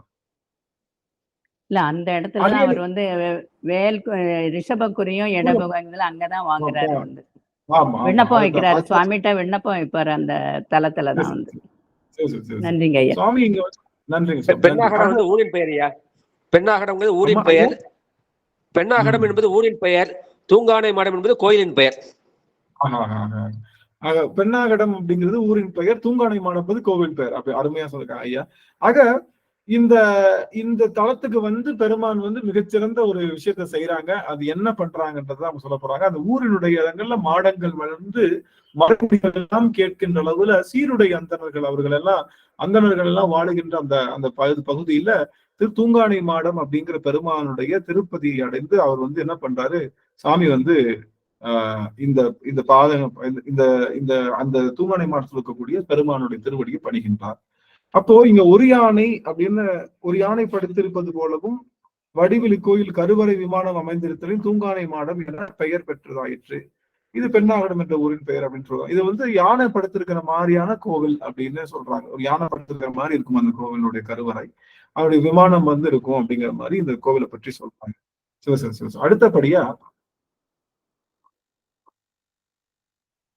அடுத்தபடியா நம்ம பார்க்க இருக்கக்கூடியது புன்னெறியாம் அமன சமய தொடக்கொண்டு போந்த உடல் தன்னுடனே துயிர் வாழ தரியேன் நான் தரிப்பதற்கு என்னுடைய நாயகா நின் இடச்சினை இட்ட அருள் என்று பண்ணு செழும் தமிழ் மாலை முன்னின்று பாடுவார். அவர் என்ன சொல்றாரு, அவர் போர் அடிச்சிருச்சு அவருக்கு. இவர் என்ன பண்ணாலும் என்ன சொல்றாங்க எல்லாரும், இவர் என்ன அதிசயம் பண்ணாலும் எல்லாரும் என்ன சொல்றாங்க, ஆப்போசிட் பார்ட்டி என்ன சொல்லுது, இவர் என்ன பண்ணாலும், இவர் என்ன பெரிய அற்புதங்கள் செய்தாலும், எவ்வளவு பெரிய கல்லுல கட்டி கடல்ல இருந்து வந்தாலும், நீற்றறையில இருந்து வெளியே வந்தாலும், நஞ்சு உணவை வந்து பால் அந்த உணவை வந்து அவர் மாத்தினாலும், யானை இடறச் செய்த யானையை வெளியே ஓட விட்டாலும், என்ன செஞ்சாலும் எல்லாரும் என்ன சொல்ல வராங்க, இந்த சமணர்கள் என்ன சொல்லிட்டே இருக்காங்கன்னா, இது இங்க கத்துக்கிட்டது, இவர் இங்க கத்துக்கிட்டதான் அங்க போய் சொல்றாரு, இங்க கத்துக்கிட்டுதான் அங்க செய்யறாருன்னு சமணர்கள் தொடர்ந்து குற்றச்சாட்டு வைத்துக் கொண்டே இருக்கின்றார்கள். இது சிவபெருமானால் புறப்பட்ட பெரும் செல்வம் அப்படிங்கிறத அவங்க ஏத்துக்கல, அவங்களுக்கு தெரியல. அவங்க அப்படித்தானே சொல்லுவாங்க, எதுனாலும் எங்க சாமி எங்க சமயத்துல கத்துக்கிட்ட பெரிய விஷயத்தான் நீங்க பண்றீங்கன்னு சொல்லிட்டே இருக்காங்க. இவர் சிவபெருமானுடைய முழு வடிவமாக அவருடைய அன்பிலே திளைத்து நிற்கின்றார் அப்படிங்கிற விஷயம் யாருக்குமே சொல்ல முடியல. ஏன்னா எல்லாம் டூப்புங்க. இவர் சமண மதத்துல இவ்வளவு நாள் கத்துக்கிட்ட அந்த ஜகஜால வித்தையெல்லாம் இங்க வந்து பயன்படுத்திட்டு இருக்காருன்னு சமணர்கள் தொடர்ந்து குற்றச்சாட்டு வைக்கும் போது ரொம்ப போயிடாரு நம்மளுடைய சுவாமி என்ன சொல்றாருன்னா, புன்னெறியாம் அமன சமய தொடக்கொண்டு நான் இந்த புன்னெறி, அதாவது ரொம்ப கீழான நெறிய வச்சிருக்கக்கூடிய அந்த சமன் சமயத்துல போய் தொடக்கொண்டு அங்க சேர்ந்து போந்த உடல் தன்னுடனே உயிர் வாழதர். இந்த உடல் வந்து எங்க இருக்கு, யார் கொடுத்த உடல் ஆயிடுச்சு, 40 வருஷம் அவன் போட்ட சாப்பாடை சாப்பிட்டுருச்சு, 40 வருஷம் அவன் போட்ட சாப்பாடை சாப்பிட்டுருச்சு. இந்த உடலோட நான் எனக்கு பிடிக்கலன்றார், இந்த உடலோடு இருக்க பிடிக்கல. அன்னை தாக்ஷாயினியும் இதைத்தான் சொன்னான். தாக்ஷாயினி என்ன பண்ண, தக்ஷனுடைய மகளாக, தக்ஷன் தவம் செய்து மகளாக பிறந்த உடனே, அது பிறந்ததுக்கு அப்புறம் தக்ஷன் வந்து எப்போது சிவபெருமானை அவன் அவமானம் செய்தானோ, அவமானம் செஞ்சு திரும்ப அவன் வந்து அந்த வேள்வி எல்லாம் வந்து அவன் செய்துட்டு இருக்கிறப்போ அந்த வேள்வி தீயில வந்து அவனே போய் விழுகிறான். யாரு? தாக்ஷாயினி. இந்த உடல் எனக்கு தேவையில்லை, தக்ஷன் கொடுத்த உடல். இனிமே எல்லாரும் தக்ஷன் திருந்தினா கூட என்னை எல்லாரும் எப்படி கூப்பிடுறாங்கன்னா தாக்ஷாயணின்னு கூப்பிடுறப்போ தக்ஷனுடைய பேர் கலந்து எனக்கு வருது, அந்த உடல் எனக்கு தேவையில்லை அப்படின்னு சொல்லி தன்னுடைய உடலை விடுகின்றால் அன்னை பராசக்தி. முடியல அவனால. இப்படி சிவநிந்தை செய்தவனுடைய அந்த உடல் அவனுடைய வீட்டிலே உண்டதனாலே கிடைத்த உடல் எனக்கு தேவையில்லைன்றான். அந்த ஒரு தீர்மானம் இருக்கு. அதனாலதான் சிவம் வேண்டார் தமையினாலும் தீண்டேன் அப்படின்னு நம்முடைய சுவாமி மணிவாசகமானும் தன்னுடைய திருவாசகத்துல ஒரு வார்த்தை, சிவம் வேண்டார் தமையினாலும் தீண்டேன். யாரும் சிவம் வேணான்னு சொல்லிட்டியா அவன் பக்கமே தலை வச்சு படுக்க மாட்டேன். ஆனா தெரிஞ்சோ தெரியாமலோ சிவத்தை நிந்தனை செய்த இடத்துல நான் போய் இருந்துட்டேன். இந்த உடலானது சிவநிந்தை செய்தவர்களுடைய அந்த உடலை ஊனாக இது பெற்றிருக்கின்றது. அதனால இந்த உடல் எனக்கு வேணாம். இந்த உடல் வேணான்னா உடல் நீக்க முடியாது. ஏன்? நம்ம பேசாம உடல் நீக்கிக்கலாமா? நம்ம அதாவது தற்கொலை அப்படின்னு சொல்லுகின்ற விஷயம் நம்ம சைவத்துல கிடையாது. அது செய்யக்கூடாது. எவ்வளவு பெரிய கஷ்டம்னாலும் சரி அது செய்யக்கூடாது அப்படிங்கிறது நம்ம சைவ நீதி. ஏன்னா உடல் கொடுத்தது அவன்தான், உடலை எடுப்பதும் அவனாத்தான் இருக்கணும்ன்றனால உடல் எனக்கு வேணான்றார். இந்த உடல் வேணான்னா உயிர் நீத்த இந்த உடலை விட்டு நீங்கிடணும் அப்படின்னா இல்லை. ஏன்னா அவருக்கு தெரியும் பிராரப்த வினை உண்டு, நமக்கு இன்னும் இந்த உடலை எடுத்த அந்த வினை உண்டு. அதனால என்ன பண்ணு, நீ இது உன்னுடைய உடல்னு சொல்லு, இது இனிமே நீ கொடுத்த உடல்னு சொல்லு. அப்படி சொல்லணும்னா என்ன பண்ணும் அப்படின்னா, நீ உன் சீலை குத்து, இதுதான் என் உடல், இதுதான் உன்னுடைய. அவங்க சீல் அடிப்பாங்க. இப்ப இது பாத்தீங்கன்னா நீங்க பத்திரம் எழுதுறது இடத்துல என்ன பண்ணுவாங்க, இவங்க இந்த அரசாங்கம் ஒரு லட்சினைனா ஒரு சீல் அடிப்பாங்க, ஒரு சிம்பல் போடுவாங்க. இந்த மாதிரி இது இந்த இடம் இவங்களுக்கு சொந்தம் மாறிடுச்சு அப்படின்னு அவங்க சீல் போட்டு சைன் போட்டுட்டாங்கன்னா என்ன ஆகும் அப்படின்னா, அது அவங்களுக்கு சாமி மூலமா முத்திரை, முத்திரை, லட்சணை முத்திரை, லட்சணை முத்திரை. அது பேர் இந்த முத்திரைன்னு சொல்லுவாங்க. ஒரு நிமிஷம் சாமி, ஒரே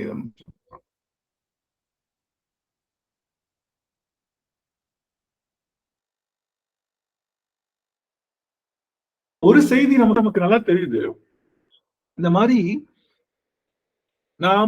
நம்முடைய உடல் என்பது புது உடலாக மாறணும் அப்படின்னா, இந்த உடல் புது உடலாக, ஏன்னா இவர் பல சமயத்துல அந்த சமயத்துல வந்திருக்காரு, உயிர் தூய்மை பெற்றது, இந்த உடலும் தூய்மை பெற்றது. ஆனா மத்தவங்களுக்கு என்ன தெரியல, இது இல்ல, இவர் டூப்பு, இவர் எல்லாமே சமணம் வச்சிருக்காரு. இப்ப இந்த உடலை நீ உன்னுடைய சொத்தாக நீ எனக்கு என்ன பண்ண மாத்தி கொடுக்கணும், அதுக்கு உன்னுடைய லட்சணையை நீக்கு பொறித்தாக வேண்டும் அப்படின்னு சொல்லி. ஏன்னா இந்த உடல் எந்த உடல்? சமண மதத்துல சாப்பிட்ட உடல். அதனால இத இங்க பொறிச்சுக்கோ அப்படின்னு சொல்வதற்காக என்ன பண்றாரு, போந்த உடல் தன்னுடனே உயிர் வாழ தரியே நான் தரிப்பதனுக்கு என்னுடைய நாயக நீர் இலச்சினை இட்டு அருள் என்று பண்ணு செழுந்தமிழை முன்னின்று பாடுவார் அப்படின்னு ஒரு பாட்டு பாடுறார். திருப்பண்ணாடத்துல தூங்கானை மாட தூங்கானை மாடத்துல திருமுறை இருக்கு. அந்த பாடல பாடுறாரு. எதுக்காக? அண்ணார் திருவடிக்கு ஒன்று உண்டு விண்ணப்பம் போற்றி செய்ய ஆவி காப்பதற்கு இச்சை உண்டேல் சூலபம் இலபம் என்மேல் பொறி அப்படின்னு சொல்லி சொல்றாரு. அது எத்தனாவது திருமுறை? 109வது பாட்டுங்கய்யா. என்ன பண்ண 109வது பண்ண இதுல போடலங்கய்யா. அப்படிங்களா?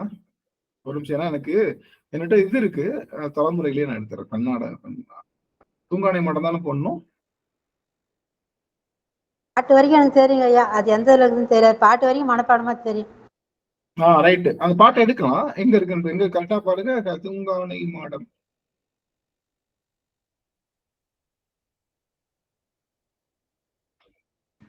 ஐயா திருவிருத்தம் போட்டிருக்குங்க ஐயா. திருவிருத்தம். ஆமா. பொன்னார் திருவடிக்கு ஒன்று உண்டு விண்ணப்பம் போற்றி செய்யும் எல்லாவி காப்பதற்கு இச்சை உண்டேலிரும் கூற்றுதாகல மின்னார் ஒரு மூவிலை சூலம் ஒன்று மேற்பொறி மேவு கொண்டல் துன்னார் கடந்தையில் தூங்கானை மாட சுடற்கொழுந்தே அப்படின்னு பாடல். இந்த பாடல் பாடலா பாடலாம். எனக்கு திருவிருத்தம் தெரியல, அது என்னன்னு தெரியல. அடியார்கள் அதை வாய்ப்பு திருவடிக்கு ஒன்றொன்று விண்ணப்பம் போற்றி செய்யும் என்னாவி காப்பதற்கு இச்சையுண்டேல் இருங்கூற்றகல மின்னாறு மூவிலை சூழவின் மேற்போரி மேவு கொண்டல் துன்னார் கடந்தையுள் தூங்காணி மாட சுடர் கொழுந்தே. திருச்சிற்றம்பலம். ஐயா அடியனுக்கு தெரியாதுங்க. அருமை அருமை சுவாமி. என் ஆவி காப்பதற்கு இச்சை உண்டேல், என்னுடைய உயிரை காப்பாத்துறதுக்கு உனக்கு உண்மையிலே விருப்பம் இருந்தா உண்டேல் இருங்கூற்றகல, இருங்கூற்று இருள், அந்த இருள் நிறைந்த கூற்று, அந்த கூற்றுவன் அந்த என்னை பத்தி நிறைய கூற்று வருது, கூற்றுன்னு எனக்கு செய்தி, அந்த கூற்றுகள்லாம் அகல மின்னாறு மூவிலை சூளம் என் மேற்பொறி. மின்னார்னா என்னது? ரொம்ப ஒளி பொருந்திய, மின்னல் பொருந்திய, ரொம்ப அப்படியே ஸ்பார்க்கிள்னு சொல்லுவாங்க ஆங்கிலத்துல, ஸ்பார்க்கிள்ஸ். அப்படி அந்த மாதிரி என்னுடைய மூவடை சூளத்தை என்னுடைய மேல வந்து பொறித்து என்னுடைய உடலை உன் சொத்தாக மாற்று அப்படின்னு சொல்வதற்காக. ஏன் அப்படி சொல்றாரு? ஏன் உடலை அவர் சொத்தா மாத்தணும்னு சொல்றாரு? ஏன் அப்படி சொல்றாரு? சமணத்துல போயிருந்தனால அந்த சாப்பாடு அந்த உடலை வேணான்னு சொல்ற, சைவத்துக்கு வந்ததுக்கு அப்புறம் வேணான்னு சொல்ற. சமணத்துல இருந்து இங்க வரணும்ன்றதுக்காக அவர் உடல சாமிக்கு கொடுக்கணும். சைவத்துல இருந்தே நம்ம போய் பொறின்னு சொன்னா என்ன அர்த்தம்? சும்மா கேட்கிறேன், நம்மகிட்ட தெரியாம கேட்கிறேன். நாம சைவத்துல இருக்கோம், நம்ம அம்மா அப்பா சைவ சாப்பாடு தான் போட்டிருக்காங்க, எல்லாம் செஞ்சிருக்காங்க. இப்ப போய் நான் பொறிச்சுக்கிட்டேன்னா என்ன அர்த்தம்? இதுக்கு முன்னாடி செஞ்ச சைவத்தெல்லாம் என்ன அர்த்தம்? சைவ சாப்பாடு, வீட்டுல போட்ட திருநீர் போட்ட சாப்பாடு, அதெல்லாம் என்ன அர்த்தம்? அவரு வேற சமயத்துல வந்திருக்காரு, வேற இடத்துல சாப்பிட்டிருக்காரு, வேற அந்த உடல் சார்ந்த அந்த உணவெல்லாம் வேற இடத்துல எடுத்திருக்காருன்றனால அவர் போய் தூங்கானை மாடத்துல போய் இடபமும் சூளமும் போய் பொறிச்சுக்கிட்டார். நாம பிறப்பாலேயே சைவமா இருந்து சிவபெருமான வழிபாடு செய்து தினமும் திருநீர் போட்ட அந்த சாப்பாடை சாப்பிட்டு எல்லாம் செஞ்சு உடல் வளர்த்ததுக்கு அப்புறம் போய் பெருமாண்ட போய் எனக்கு வந்து சூளமும் இடமும் பொறி அப்படின்னு சொல்லி நாம போய் பொறிச்சா அதுக்கு என்ன அர்த்தம்னு கேட்கலாம். பல்வேறு பிற நம்ம எப்படி இருந்தோம்னு எப்படி தெரியுங்க ஐயா? அந்த வினைப்பை பிறவி எடுத்த உடல் தானே, இந்த பிறவில எடுத்த உடல் தானே, இந்த பிறவில எடுத்து. அதாவது ஞானஸ்தானம் அப்படிங்கிறது யாருக்காக அப்படி இருக்குன்னா, ஞானஸ்தானம் அப்படின்றது யாருக்காக இருக்குன்னா வேற ஊர்ல இருந்து வந்தவங்களும் பரவாயில்ல. ஆனா இங்க இருக்கிறவங்களும் அது புரிதலோட இருக்கணும்னு சொல்லுவார். அந்த புரிதல் என்னன்னா, நம்மளுடைய சுவாமி நாவுக்கரச பெருமான் வந்து முக்கியமா என்ன சொல்ல வர்றாரு அப்படின்னா, யாரெல்லாம் உடல் தூய்மை இல்லையோ, யாருக்கெல்லாம் உடல் வந்து உணவானது வேற மத சடங்குகள்ல சிவநிந்தை செய்தவர்கிட்ட போய் சாப்பிட்டு இருக்கீங்களோ, உங்க உடலானது கண்டிப்பா அது அவங்க மூலமா தான் வளர்ந்துருக்குன்னு நம்புறவங்க எல்லாம் பெருமாள்கிட்ட, அதுவும் யாரு வந்து போடணும்? நம்மளா குத்திக்கிறது கிடையாது. அவரா போய் பச்சை குத்திக்கிட்டாரா என்ன?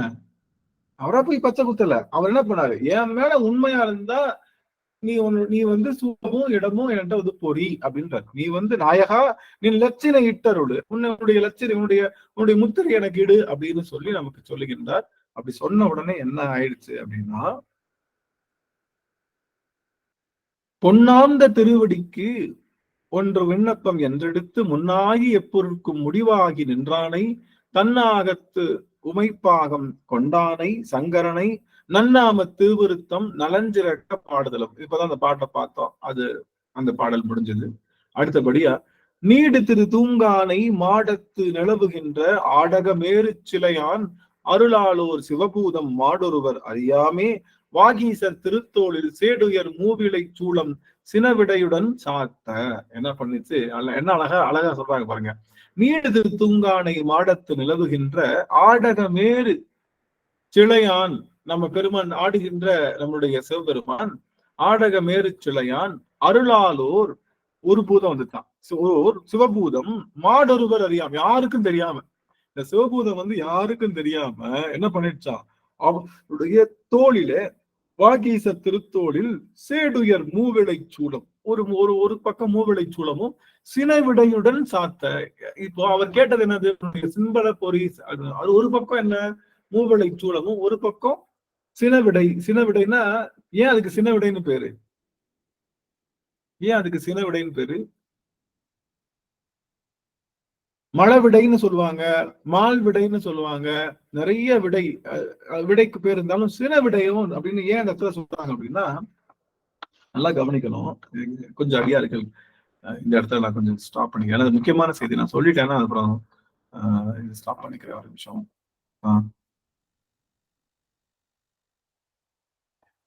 அந்த கவனிங்க எல்லாரும், முக்கியமான செய்தி. முடிஞ்சா உங்களுடைய வீடியோஸ் ஆன் பண்ணிக்கலாம். ஏன்னா தொடர்ந்து இந்த முக்கியமான செய்தி. அந்த ஒரு பக்கம் சூழல் இருக்கு, ஒரு பக்கம் விடை இருக்கு. அந்த இடத்துல வார்த்தை என்ன போடுறாருன்னா சினவிடைன்னு ஒரு வார்த்தை போடுறாரு. சினவிடை அப்படின்னா கோபம் உடைய விடை. என்ன சொல்றாரு அப்படின்னா அந்த விடை என்பது அறத்தை குறிக்கும். விடை என்பது அறத்தை குறிக்கும். அறம் மீறல் செய்யக்கூடாது. நீங்க சூலமும் இடபமும் பொறிச்சிட்டீங்க அப்படின்னா அந்த உடல் என்பது யாருக்குரிய உடல்? யாருக்குரிய உடல்? சிவபெருமானுக்குரிய உடல். தவறு செய்தோம் அப்படின்னா விடை நிற்கின்ற அந்த விடை, அந்த அறம் வந்து நம்ம என்ன பண்ணோம்? நம்மள பாதிக்கும்னு சொல்றாரு. பாதிக்கும். நீங்க வீட்டுல தூங்குறீங்க, உங்களை யாராவது கேட்பாங்களா? தொற்பொழி கேட்கிறப்ப தூங்குறோமா இல்லையா? இப்ப தூக்கம் வந்துச்சா? எத்தனை பேர் தூங்குனீங்க? உண்மையா சொல்லணும், ஆனஸ்டா சொல்லணும். என்ன சொல்லிட்டு இருக்க, கொஞ்சம் தூக்கம் வந்துச்சு அப்படின்னு சொல்லி எத்தனையோ பேர் அப்படியே கேட்டுட்டே இருக்கிறப்ப அப்படியே கொஞ்சம் தூங்கிடுவோம்ல. யாரும் நம்ம எதுவும் செய்ய மாட்டாங்க, யாரும் எதுவும் செய்ய மாட்டாங்க. ஆனா இதுவே பள்ளியில உட்காந்து தூங்குறோம்னு வச்சுக்கோங்க, பள்ளியில கிளாஸ் ரூம்ல தூங்குறோம், என்ன பண்ணுவாங்க? என்ன பண்ணுவாங்க? எழுப்பி போடுவாங்கயா, எழுப்பி போடுவாங்க. பக்கத்துல இருக்கவங்க யாராவது எழுப்பி போடுவாங்க. பக்கத்துல இருக்கவங்க எழுப்பி போடுவாங்களா? நல்ல ஸ்கூலா இருக்கே உங்க ஸ்கூல், நல்ல ஸ்கூலா இருக்கே, பக்கத்துல இருக்கவங்க எழுப்பி போடுவாங்களா? வாத்தியார் வந்து கம்பு வச்சு அடிப்பாங்க. ஆமா, ஒரு குச்சி எடுத்து டீச்சர் என்ன பண்ணுவாங்க? குச்சி எடுத்து டீச்சர் என்ன பண்ணுவாங்க? தூங்கிட்டு இருக்கிறப்ப சுள்ளின்னு ஒரு முதுகுல ஒரு போடு. தூங்குகின்ற செயல் நம்ம வீட்டுல செய்யும் போது அதுல எந்த விதமான தவறும் கிடையாது. அதே தூங்குகின்ற செயலை நம்ம வந்து ஒரு ஆத்தன்டிகேட்டா உள்ள போயிட்டோம், எங்க ஐடி கார்டு எல்லாம் யூனிஃபார்ம் எல்லாம் போட்டு கல்லூரிக்குள்ள உட்காந்துட்டோம் அல்லது இதுல உட்காந்துட்டோம் அப்படின்னா கண்டிப்பா அங்க அடி விழும். அதனால சூளம் பொறிக்கிறதுக்கு முன்னாடி யோசிச்சுக்கணும். என்ன வேணாலும் எப்படி வேணாலும் எடுத்துக்கோங்க. ஆனா 2 பக்கமும் இடமும் சூளமும் பொறிச்சுட்டா அதுக்கப்புறம் நீங்க ஏதாவது தவறு செஞ்சா சினவிடை உங்களை, அறம் என்பது அறமே உங்களை என்ன பண்ணும்? உங்களை வருத்தும்னு சொல்றோம். நான் பார்த்த வரைக்கும் தெரியல, அடியார்கள் என்னை தப்பா நினைச்சுக்காது, நிறைய பேரு மன்னிக்கணும். சூளம் இடபம் எல்லாம் பொறிச்சுட்டு என்னென்ன வேலை செய்யறாங்கன்ற என்னால பார்க்க முடியுது. நிறைய பேர் அந்த மாதிரி போட்டிருக்காங்க ஐயா, சின்ன பசங்க பெரிய போட்டு தப்பு நல்லது, கண்டிப்பா போட்டுக்கணும். அந்த உடலை பெருமானுக்கு அவிழ் பாகமாக தருவது, அவ்வளவுதான். உடலை பெருமானுக்கு நீ இந்த உடல் இனிமே உனக்கு சொந்தம், நீ இந்த உடல் என்ன பண்ணாது, இனிமே உடல் சார்ந்த தவறுகள் பண்ணாதுன்னு சொல்லு. ஆனா சூளமும் இடமும் பொறிச்சிட்டு ஏதோ டாட்டு அடிக்கிற மாதிரி டாட்டு அடிச்சுட்டு ஒரு ஃபேஷனபிளா இருக்கிறதுக்கு பேரு நம்ம செய்யல. அதனாலதான் இந்த இடத்த நான் கொஞ்சம் வலியுறுத்தினேன். சொல்லல யாரும், என்ன சொல்லல, இங்க இருக்கிறது சினவிடைப்பா, இந்த தோல்ல இருக்கிறது சினவிடை. நீ ஏதாவது அறம் தவறினால் சினவிடை உன்னை தாக்கும், அறமே உங்களை தாக்கும். என்பிலதனை வெயில் போல காயும் அன்பிலதனை அறம் அப்படின்னு சொல்லுவாங்க. கேள்விப்பட்டீங்களா ஒரு திருக்குறள்? என்பிலதனை வெயில் போல காயும் அன்பிலதனை அறம். ஏதோ விட்டுட்டேனா? சரியா சொல்லியா? கரெக்டா சொல்றேன். அந்த திருக்குறள் ஏதோ விட்டுட்டேனா வார்த்தைய? இப்போ உடம்புக்கு எது ஷேப்பு? இந்த உடம்பு ஷேப், எலும்பை உருவிட்டோம், இந்த உடம்பு எப்படி இருக்கும்? எலும்பை உருவிட்டோம், இந்த உடம்பு எப்படி இருக்கும்? எலும்பே இல்ல, உடம்புல எலும்பே இல்ல, எப்படி இருக்கும் உடம்பு? நம்ம பார்க்க எப்படி இருக்கும்? சத குவியலா இருக்கும். அழகா இருக்கா? பார்க்க அழகா இருக்குமா? நல்லா இருக்காதுங்க ஐயா. இந்த சாணம் இருக்குல்ல, இந்த கோசம் துணி மூட்டை மாதிரி கீழே பத்துன்னு விழுந்துருங்க. நிக்கவே நிக்காது, துணி மூட்டை மாதிரி எல்லாம் ஒண்ணு சேர்ந்து விழுந்துரும். ஒரு மூட்டை மாதிரி, ஒரு கோசானம் மாதிரி இருக்கும் பாக்குறதுக்கு. கோசானம் எப்படி, மாட்டு சாணம் எப்படி இருக்கு, தொப்பு கட்டின்னு விழுந்தா எப்படி இருக்கு, அந்த மாதிரி கிடப்போம் நம்ம. பார்க்க நல்லா இருக்கா என்ன? இல்ல. எப்படி இந்த உடலுக்கு எலும்பு முக்கியமோ, எலும்புதான் உடலுக்கு வடிவத்தை தருகின்றது, ஒரு நிலைப்பாடை தருகின்றது. அது போல உயிர்க்கு எது எலும்பு அப்படின்னா அறம் தான். அறம் இல்லாத உயிர் எப்படி இருக்கும்? எலும்பில்லாத உடல் போல. எலும்பில்லாத உடல் எப்படி கிடக்கும்? கோசான மாதிரி கொச்ச கொச்சன்னு இருக்கும், பார்க்க நல்லா இருக்காது. அதனால எந்த பிரயோஜனம் இல்லை. எலும்பு இல்ல உடல்ல, எங்கேயா எலும்பு இல்ல, உங்களால நடக்க முடியுமா? நகர முடியுமா? ஏதாவது செய்ய முடியுமா? எதுவுமே. அதனால ஏதாவது பயன் இருக்கா? எலும்பில்லாத உடல் பற்றி ஏதாவது பயன் இருக்கா? எந்த பயனும் இல்ல. அதனால எலும்பு என்பது உடலுக்கு ஒரு உருவ அமைப்பையும் நடப்பதற்கு எல்லா விதமான விஷயங்களும் தருவது போல இந்த உயிருக்கு எது அமைப்பு அப்படின்னா, இந்த உயிருக்கு அறம் இல்லைன்னு வச்சுக்கோங்க. உங்களுக்கு கிட்ட அறம் இல்லைன்னா உயிர் எப்படிப்பட்ட உயிர்? எலும்பில்லாத உடல் போல. எலும்பில்லாத உடல் போல உங்க உயிருக்கு ஒரு ஷேப் இருக்காது, ஒண்ணு இருக்காது. உங்க உயிர் எடுத்தனால எந்த பயனும் இல்லை. அறம் இல்லை என்றால் உங்கள் உயிருக்கான பயன் என்பது எதுவும் இல்லை. அதனாலதான் அன்பும் அரணம் உடைத்தாயின் இல்வாழ்க்கை பண்பும் பயனும். அது பயன் என்பது அறத்தின் மூலமாக. அறத்தை மீறோம் அப்படின்னா அடி உழும். அதுவும் சூழ இடபம் பொறிச்சுட்டா அங்க பொறிச்சது சாதாரண விடை அல்ல, சின விடை. நீ எப்பெல்லாம் அறம் மீறுகின்றாயோ அப்பொழுது அது உன்னை காயும் என்ற பெரும் செய்தியை சொல்லுகின்றார். இத கண்டிப்பா யாருக்கும் சொல்லணும்னு சொல்ல வரேன். நீங்க பெண்ணாகடத்துல இருந்தாலும் சரி, அடியவர்கள் இருந்தாலும் சரி, போய் நீங்க இடபம் சூளம் பொறிக்கிறது பெரிய விஷயம் இல்லை. ஆனா இப்படி பயமுறுத்தினா யாரும் பொறிக்க மாட்டாங்கல்ல. எப்ப போப்பா சாமி, திருநீர் பூசுறதுக்கு நிறைய விதி விதிச்சீங்க, இப்ப ஏதோ கொஞ்சம் விதியெல்லாம் ரிலாக்ஸ் பண்ணிக்க, எல்லாரும் திருநீர் பூசுறோம். ஆனா நான் சொல்றது என்னன்னா, அந்த ஆர்வத்துல ஏதோ டாட்டு அடிக்கிற மாதிரி அடிக்காம அதுல நம்ம போட்டுட்டோம்னா இன்னும் பயபக்தி இருக்கணும். இன்னும் நம்ம உடல் தப்பு செய்யக்கூடாது. உடல் சார்ந்த எந்த தப்பு இருக்கக்கூடாது. எந்த இடத்துலயும் சிவமல்லாதவர்கிட்ட உணவு வாங்கி உண்ணக்கூடாது. மாதிரி பல பல விஷயங்கள் அதுக்குள்ள இருக்குன்றத அந்த செய்தியை நம்ம சொல்லணும். நம்மளுடைய அடியவர்களுக்கு சொல்லணும். எல்லாரும் போய் ஃபேஷனா போய் அங்க போய் நம்ம எல்லாரும் போய் குத்திக்கிறோம், நம்ம சூளம் இடமும் குத்திட்டு ஆஹா நான் வந்துட்டேன் அப்படின்றதுல அந்த உணர்வு வரணும் நமக்குள்ள. என்ன? அந்த அறத்துல நிக்கணும், சிவ அறத்துல நிக்கணும்ன்ற உணர்வு ஏற்படணும்ன்றதுதான் அங்க அந்த லட்சணையோடைய பொருள். இனிமே இந்த உடல் சிவனுடைய சொத்து, சிவன் சொத்து இந்த உடல் அப்படின்றது மாதிரி மாத்தணும். அப்ப இந்த உடல்ல என்ன பண்ணக்கூடாது? உடல் சார்ந்த எந்த தீமையையும் செய்யக்கூடாது அப்படிங்கிற ஒரு பெரும் செய்தி அதுக்குள்ள மறைந்திருக்குன்றத அடியவர்களாகிய நீங்கள் சொல்லணும்னு சொல்லுவாங்க. நீங்க 4 பேருக்கு சொல்லணும். பெண்ணாகடம்னு ஒரு ஊர் இருக்கு. அங்க ஏன் சுவாமி சிடபமும் சூளமும் பொறிச்சுக்கிட்டாருன்னா, இந்த மாதிரி சமண மதத்துல இருந்து அந்த உடம்ப வச்சுக்கனால அந்த அந்த உடல்ல இருக்கக்கூடிய அந்த மாசு நீங்குவதற்காக போட்டாரு. நீயும் போய் போட்டுக்கோ. அப்படி போட்டதுல அங்க இருக்கக்கூடிய அந்த விடை இருக்கு இல்லையா, அது சின விடை. அது நீ போட்டதுக்கு அப்புறம் எப்படி இருக்கணும்? நீ ரொம்ப சிறப்பா இருக்கணும், ரொம்ப ஒழுக்கத்தோடு நிறைந்து இருக்கணும். அதை ஞாபகப்படுத்திக்கோ. சப்போஸ் ஒழுக்கம் நிகழ்துன்னா ஒண்ணும் இல்லை, தவற திருத்திக்கோ. திரும்ப திரும்ப வரும். தப்பு செய்யறது தானே அந்த ஆன்மாவினுடைய இயல்பு. ஆன்மாவுடைய இயல்பு தவறு செய்வது. ஆனா திரும்ப திருத்திக்கணும்ன்ற எண்ணத்தை சொல்லிக்கிட்டே இருக்கணும். இந்த இடத்தை பார்க்கும் போதெல்லாம் நமக்கு அறம் ஞாபகம் வரணும். அந்த மூவளை சூளம் பார்க்கும் போதெல்லாம் நம்ம செய்கின்ற தவறுக்கு மூவளை சூளம் சான்று, அது கரி நமக்கு சான்று அப்படிங்கிற எண்ணம் நமக்கு ஏற்படணுங்கிற ஒரு செய்தியை கண்டிப்பா நீங்க எல்லாரும் அடியவர்களுக்கு சொல்லணும். சும்மா உட்காந்து பேசுவோம்ல, அடியவர்கள்லாம் பேசுவோம்ல. பெண்ணாகடம்னு ஒரு இடம் இருக்கு, தூங்கானை மாடம்னு ஒரு இடம் இருக்கு, அங்க நாவுக்கரசு பெருமாள் போட்டாரு. அது ஏன் போட்டாருன்னு எப்படி அங்க இருக்கிறது சின விடை அப்படின்னு சொல்லி இந்த குறிப்பை கண்டிப்பா நீங்க எல்லா அடியவர்களுக்கும் போய் சேர்க்கணும். அதுக்காக டாட்டு அடிக்கிறது அங்க போய் நம்ம பண்றது தப்புன்னு அடின்னு சொல்ல வரல. அது செய்யும் போது அந்த உணர்வோடு செய்யும்னா இன்னும் கொஞ்சம் நாள் அவர்களுடைய தவறு நீக்கப்படும். சொல்லலாம் யாருக்கு தெரியும்? ஸ்கூல்ல டீச்சர் தூங்கினாலும் அடிக்கல, தூங்குனாலும் டீச்சர் தூங்கினாலும் அடிக்கல, அந்த பிள்ளை என்ன பண்ணும்? எங்கேயாவது மாறுமா? ஏதாவது கத்துக்குமா? ஸ்கூலுக்கும் போவோம். எங்க வீட்டுக்காரர் போறாரு கச்சேரிக்குன்னு ஸ்கூலுக்கு போவோம். ஆனா என்ன டீச்சர் சொல்லி கொடுத்தாங்கன்னு கேட்டா தெரியாது. அது மாதிரி சைவத்தை நிறைய பேர் சைவத்தை ஜாயின் பண்றாங்க. சைவம்னா என்ன, சிவபெருமான்னா யாரு, அந்த சைவத்தினுடைய கோட்பாடு என்னன்னு கேட்டா தெரியல. அப்ப அதை சொல்ல வேண்டிய கடமை நமக்கு இருக்கு. அதுதான் உங்களுடைய பொறுப்பு. அதனால நீங்க எல்லாரும் கண்டிப்பா அதை சொல்லணும்ன்றதை அடியேன்னு சொல்லிட்டு இந்த ஒரே ஒரு பாடல் பார்க்கலாம்.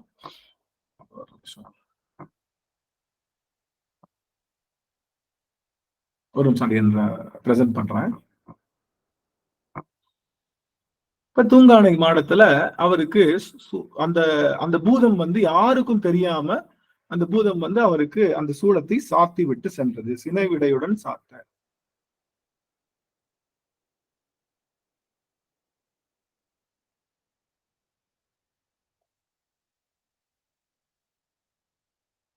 நூத்தி 53.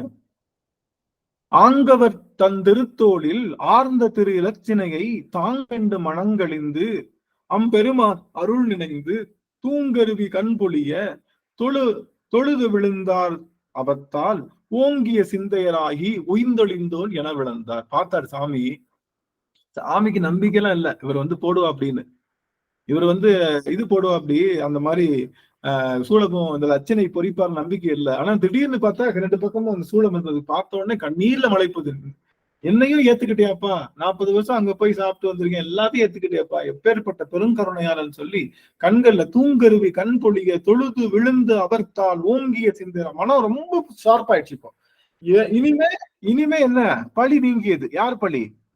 யாரும் எதுவும் சொல்ல மாட்டாங்க. இனிமே என்ன செஞ்சாலும் தெரியும் அவனுடைய சூழமும் நான் பொறிக்கல, அதுவா அவனே பொறிச்சிருக்கான் அப்படிங்கிறது. அதனால இனிமே நான் செய்கின்ற எல்லாவற்றுக்கும் இறைவனே சான்று, சைவத்தினுடைய பெருமை தான் சேருமே தவிர சமணர்கள் வந்து இனிமே கிளைம் பண்ண முடியாது அப்படின்னு அவர் என்ன பண்ணிட்டாரு, தன்னுடைய உடம்ப சுவாமிக்கு பட்டா போட்டு கொடுத்துட்டாரு. சாமியும் அதை அக்செப்ட் பண்ணிக்கிட்டாரு அப்படிங்கிற ஒரு பெரும் செய்திய இந்த இடத்துல நமக்கு சுவாமி சொல்லி 154க்கும் போயிடலாம். தூங்கானை மாடத்து சுடற்கொழுந்தின் அடிப்பரவி பாங்காக திருத்தொண்டு செய்து பயின்ற மறுநாள் பூங்கானம் மணங்கமலும் பொருவில் திரு அறத்துறையும் தேங்காவின் முகிலுறங்கும் திருமுதுகுன்றம் பணிந்து. இப்ப சாமியை தூங்கானை மாடத்துல இருந்து பல பதிகங்களை பாடி அதுக்கப்புறம் திருத்தொண்டு செய்து பயின்ற மறுநாள் பூங்கானம் மணங்கமலும் பொருவில் திரு அறத்துறைக்கு போறார். திரு அறத்துறை அப்படின்ற பதிக்கு செல்கின்றார். அறத்துறையும் தேங்காவின் முகிலுறங்கும் திருமுதுகுன்றம் பணிந்து. திருமுதுகுன்றத்துக்கும் போறார். திருமுதுகுன்றத்துக்கும் போறாரு. திரு அறத்துறைக்கும் சாமி இந்த தூங்கானை மாடம் முடிச்சதுக்கு அப்புறம் திரு அறத்துறைக்கும் திரு முதுகுன்றத்துக்கும் சாமி செல்கின்றார். பதிகங்கள் இருக்க திரு அறத்துறை பதிகம் அதோட பாடி நம்ம நிறைவு செய்வோம். சாமி திரு அறத்துறை பதிகங்கள் இருந்ததுன்னா பாடுவோம். திருமுதுகுன்றம் தான் ஐயா அடியேன் எடுத்து வச்சிருக்கிறேன். திருமுதுகுன்றம் இருக்கா? எத்தனாவது பாட்டுல என்ன பாட்டு, என்ன கணக்கு சொல்லுங்க. கடைசி 108வது பதிகம் இல்லையா? 98வது பதிகம். 98 எதுல? நமக்கு இல்ல சாமி, எத்தனாவது திருமுறை வந்து இருக்கு? முதுகுன்றம் தான் வந்துருச்சு. அது 6ஆம் திருமுறை. 6ஆம் திருமுறையில, ஆமா 6ஆம் திருமுறையில கருமணியை கனகத்தின் அப்படின்ற பாடல் ஆண்டகன் தான். கருமணியை கனகத்தின் குன்ற பானை கருவார் காற்றா எளியான் மணிக்கன் பார்த்தறிய பாடம் இல்லையே. கருமணியை கனகத்தின் குன்ற பானை கருதுவார் காற்ற எளியான் தன்னை குருமணியை கோளரவம் மாட்டுவானை கோல்வேங்கை அதலானை கோவானன் கோவன் தன்னை அருமணியை அடைந்தவர்க்கு அமுதப்பானை ஆனஞ்சும் ஆடிய நானபயம் புக்க திருமணியை திருமுதுகுன்றுடையான் தன்னை தீவினையேன் அறியாதே திகைத்தவாறே திருமுதுகம் குன்றுடையான் தன்னை திருவினையேன் அறியாதே திகைத்தவாறே. அடியார்களே, திருமுதுகன்றம் பாடலாம். திருமுதுகம் அடுத்த பாட்டு கூட பாடலாம். இல்ல அடுத்து நம்மளுடைய இன்னொரு பாட்டு என்னது? திரு அறத்துறை. திரு அறத்துறை இருக்கா? அறத்துறை அதான் தேடுறாங்க, கிடைக்கலங்கய்யா. தேடிட்டு இருக்கேன். தலைவரிசையில போனா தெரியும். நான் பண்வரிசை சேவ் பண்ணி வச்சிருக்கேன்னா அதனால தெரியலங்கய்யா. இல்ல, நம்மளுடைய சைவம்.org ஆப் இருக்கு இல்லையா, அதுல வந்து இது வழியாவும் இருக்கு. அறத்துறை தெரியல. திருக்குறுந்தொகை ஒண்ணு இருக்குங்கய்யா. திருக்குறுந்தொகையில எத்தனாவது பாடல் சாமி? கடவுளைன்னு முதல் பாடல். கடவுளை தொடர்றது பார்த்து சொல்றையா. கடவுளைன்னு தொடரக்கூடிய பாடல் அது. அறத்துறையில ஒண்ணு அறத்துறை தலவரிசையில பாடலே இல்லைங்க ஐயா. இல்ல, கடவுளே என்ற பாடல் இருக்கு. கடவுளே என்ற பாடல் இருக்கு. கடவுளை கடலுள் அந்த பாட்டலாம். நெல்வாயில் அறத்துறை. நெல்வாயில் அறத்துறைன்னு இருக்கு. சரி, ஆமா ஆமாங்க ஆமாங்க. அப்படி பாத்தீங்கன்னா அறத்துறை தனியா இல்ல, நெல்வாயில் ஆமா. நெல்வாயில் அறத்துறை பாடலாமா? பாடலாம். என்னது? திருக்குறுந்தொகை. திருக்குறுந்தொகை எப்படி பாடணும் சாமி? பாடுங்க, யாராவது பாடுங்க. திருக்குறுந்தொகை எப்படி பாடணும்? அந்த மங்கையர்கரசி அம்மா பாடுங்க. ஆமா, மங்கையர்கரசி அம்மா. சுவாமி சிவா திருச்சிற்றம்பலம். கடவுளை கடலுள் எழுநஞ்சுண்ட உடலூலானை ஒப்பாரில்லாதவம் அடலூலானை அறத்துரை மேவிய சுடரூலானை கண்டீர் நான் தொழுவதே. அது முதல் பாடங்கய்யா. அது அருமை அருமை அருமை சாமி, அருமை சாமி. ஆக நம்ம இப்ப எங்க வந்துட்டோம்? இப்போ திருவதிகையில இருந்து திருவதிகைக்கு அப்புறம் திருமாணிக்குழி மற்ற தலங்கள் எல்லாம் போயிட்டு அதுக்கப்புறம் வந்து நம்ம திருப்பெண்ணாகடம், அதுக்கடுத்து இடையில சுவாமி சொன்ன சில தலங்கள்லாம் பார்த்துட்டு கடைசியில திருப்பெண்ணாகடம் வந்து அங்கிருந்து திரு அறத்துறையும் அங்கிருந்து அதுக்கடுத்து திரு முதுகுன்றமும் இப்போ வந்து நிக்கிறோம். திருமுதுகுன்றத்துல நம்மளுடைய சுவாமி நம்முடைய நாவுக்கரச பெருமானோடு நாம திருமுதுகுன்றத்துல வந்து நிக்கிறோம். நமக்கும் மானசீகமா இந்த உடல்ல ஒரு லட்சினை பெருமான் அவருக்கு பொறிக்கும் போது நமக்கும் பொறித்தது போல ஒரு உணர்வு ஏற்பட்டு, பெருமானே இந்த உடலானது இனிமே எடுக்கின்ற எல்லாமே உன்னுடைய இது உன் சொத்து, இனிமே இது அறத்துல நிற்கும், இது அறம் சார்ந்த செயல்களை செய்யும் சுவாமி அப்படின்னு சொல்லி பெருமானுக்கு நம்ம வாக்கு கொடுப்பது போல நாமும் அந்த அந்த பெண்ணாகட நாதனை பூங்கானை மாடத்து நாதனை வணங்கி நம்ம இந்த அளவுல நம்ம நிறைவு செய்வோம்.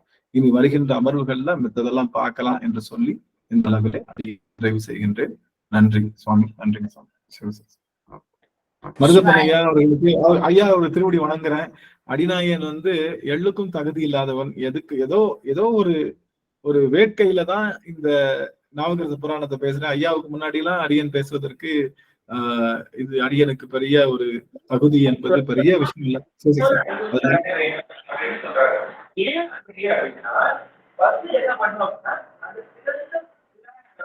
ஐயா சுவாமி மருதப்பன் ஐயா ஐயா அவங்களுடைய பதிவுகள் எல்லாம் கேட்டிருக்கேன். ஐயா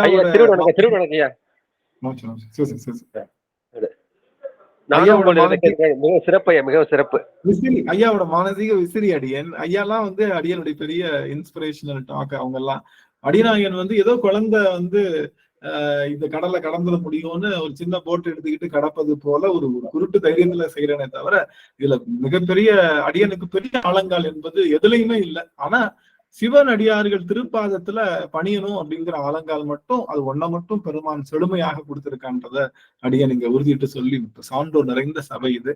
அந்த சபையில அடியன் வந்து இந்த பேசுவதற்கான வாய்ப்பை அம்மா எனக்கு நல்கியது அடியன் செய்த பெரும் தவம் அப்படின்னு சொல்லி இந்த அளவில அடியன் நிறைவு செய்கின்றேன்.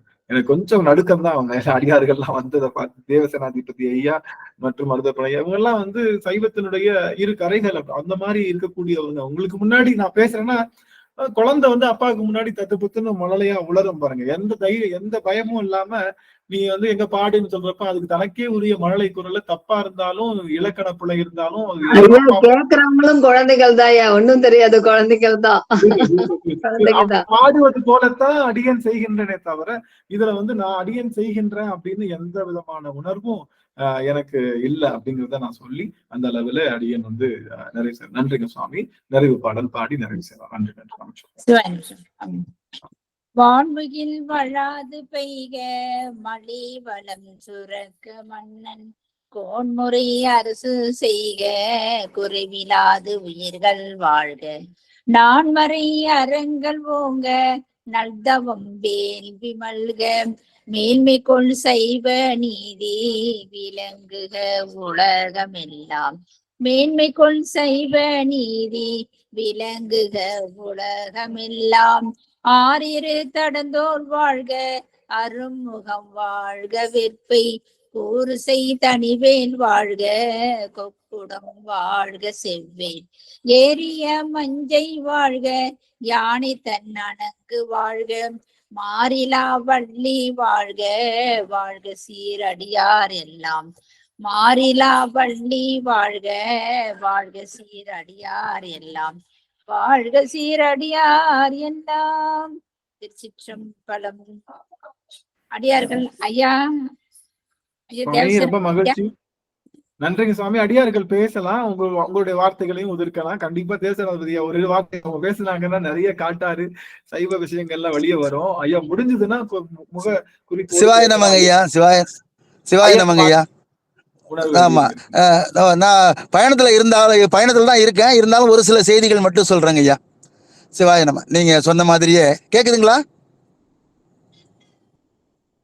ஹலோ, கேக்குதுங்க சுவாமி, கேக்குதுங்க சுவாமி. சரி சிவாய், நான் பயணத்துல இருக்கேன். ஒரு சில செய்திகள் மட்டும் சொல்றேங்க ஐயா. நீங்க சொன்ன மாதிரி ஒன்றும் நம்ம சைவத்துல பெரிய ஆள் கிடையாது. முதல் விஷயம், நம்ம வந்து நீங்க சொல்ற மாதிரி எதுக்குமே சரியில்லாத ஆளுங்க தான் இந்த மாதிரி இருக்கும்னு நினைக்கிறோம். அதனால அந்த அளவுக்கு தகுதி உடையவனா என்பது எனக்கு தெரியல. திருநாவுக்கரசு நாயனார் வரலாறுல இருந்து தெரிந்து கொள்ள வேண்டிய செய்திகள் அப்படின்ட்டு நீங்க 2-3 சொல்லியிருந்தீங்க. ஒன்று வந்து, ஞானம் வந்து எந்த வயதில் எப்போது வரும் என்று யாராலும் சொல்ல இயலாது. ஏன்னா நாவுக்கரசு பெருமானுக்கு கிட்டத்தட்ட 60-62 வயசுக்கு மேலதான் வந்தது அப்படின்னு சொன்னீங்க. அது உண்மையிலேயே அவருடைய வரலாற்றிலிருந்து நாம் அறிந்து கொள்ளக்கூடிய உண்மை அது ஒண்ணு.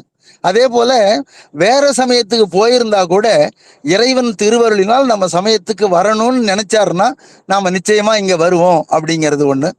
அவங்க தமக்கையாருடைய வரலாறு வந்து நம்ம முன்னாடியே சொல்லியிருக்கோம் பல முறை. அவருடைய வரலாறு உண்மையிலேயே அந்த அம்மையார் போல ஒருத்தங்க இருந்தாங்கன்னு சொன்னா சைவ உலகத்திற்கு, அதனால்தான் சைவ உலகத்திற்கு, சைவ சமயத்திற்கு மதின்னு சொல்லுவாங்க. மங்கையர்க்கரசியாரை ம என்றும் திலகவதியாரை தீ என்றும் சொல்லுவார்கள். எப்படி தமிழுக்கு எப்படி கதின்னு கம்பரையும் திருவள்ளுவரையும் சொல்லுவாங்களோ, அதே போல சைவ சமயத்துக்கு திலகவதியாரையும் மங்கையர்க்கரசியாரையும் சொல்லுவாங்க. மங்கையர்க்கரசியார் வந்து எப்படி கூன்பாண்டியான சமண சமயத்திலிருந்து சைவ சமயத்துக்கு கொண்டு வந்தாங்களோ, அதே போல நம்ம மருள்நீக்கியார திருநாவுக்கரசு ஆக்கியது நம்ம அம்மையார். அதனால அம்மையாருடைய வரலாற்றிலிருந்து நம்ம நிறைய விஷயங்கள் தெரிஞ்சுக்கிறோம். நீங்க முதல்ல எடுத்த உடனே 3 விஷயங்கள் சுருக்கமா சொன்னீங்க, ரொம்ப அற்புதமா இருந்தது. அதே போல திருப்பெண்ணாடகத்துல அவருக்கு வந்து மூவிலை மேல் பொன்மேல் ஸ்தூலம் என்மேல் பொறி அப்படின்னு சொல்லி அந்த தேவாரம், ரொம்ப அற்புதமான தேவாரம். பொன்னார் திருவடிக்கு ஒன்று உண்டு என் விண்ணப்பம் அப்படிங்கிறது பெண்ணாடத்துல அம்மையா திருநாவுக்கரசு நாயனாரால் பாடல் பெற்றது இது.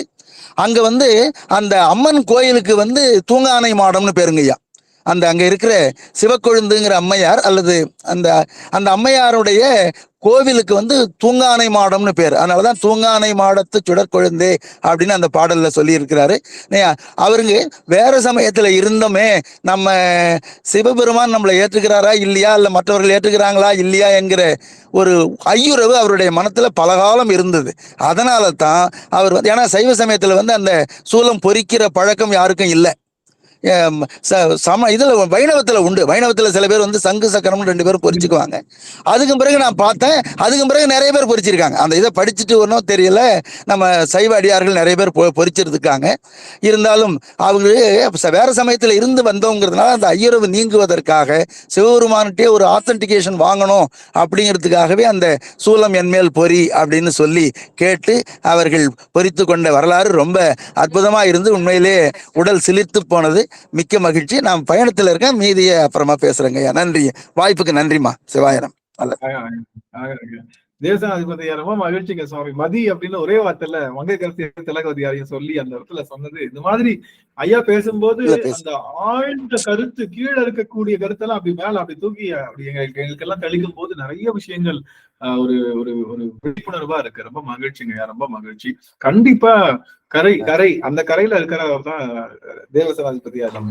சித்தாந்த பேராசிரியர் இல்லையா? சித்தாந்த பேராசிரியரே வாரணையாட்ட படிச்சிருக்காங்க, எத்தனையோ வரலாறுகிட்ட படிச்சிருக்காங்க. அவங்க எவ்வளவு படிச்சிருந்தாலும் அதுக்கு சைவத்துக்கே உரிய பண்பு என்னன்னா, எது கேட்டாலும் எல்லாம் இறைவன் தான், ஒன்றுமில்லைன்னு சொல்லியிருந்த அந்த பண்பு சைவத்துக்கே உரிய பண்பு. அந்த பண்புல நின்று ஒழுகக்கூடிய அருளாற்றல் பெற்றவர் அவருடைய ஐயா. அவருக்கு இணைந்தது இன்றைய தினம் அடியேன் தவம் செய்தது. ஐயா மருத்துவர் ஐயாவும் ஒரு வார்த்தைகளுக்கு சொல்லலாம். அவர்களுடைய கருத்து, அவங்களுடைய திருவாய் மொழி கேட்பதற்காக காத்திருக்கோம். ஐயா சுவாமி, ஐயா மருத்துவர் ஐயா சுவாமி இருக்காங்களா? இருக்காங்க ஐயா, இருக்கிறாங்க. ஐயா என்ன தெரியல, ஐயா இருக்காங்களா? சரி, ஓகே. மற்ற ஐயா சிறப்பான ஒரு ஐயா, இயல்பான விளக்கம், இயல்பான பேச்சு. இப்ப வேற ஒரு ஆன்லைன் மீட்டிங்ல வந்து நான் இருந்துகிட்டு இருக்கேன். அதை வந்து முழுமையா பதிவு செய்ய முடியல. அடுத்த இதுல வந்து நான் முழுமையா பதிவு செய்யறேன். நல்ல சிறப்பான உரை, உள்ளம் தொட்ட உரை, ஆன்மாயை உருக்கிய உரை ஐயா. தவம் சாமி. ஐயா கிட்ட இருந்து இந்த வார்த்தையை வாங்குறது அடியான் செய்த பெரிய தவமா இருக்கு. எத்தனையோ அளவுகள் இருந்தாலும் அடிநாயன் இங்க இருக்கிற இடத்துக்கு ஐயா எழுந்தருளியது அடியான் செய்த பெரும் தவமா நினைக்கிறேன். நன்றிங்க, நன்றி. மற்ற அடியார்களும் பேசலாம். அமைச்சுவார்.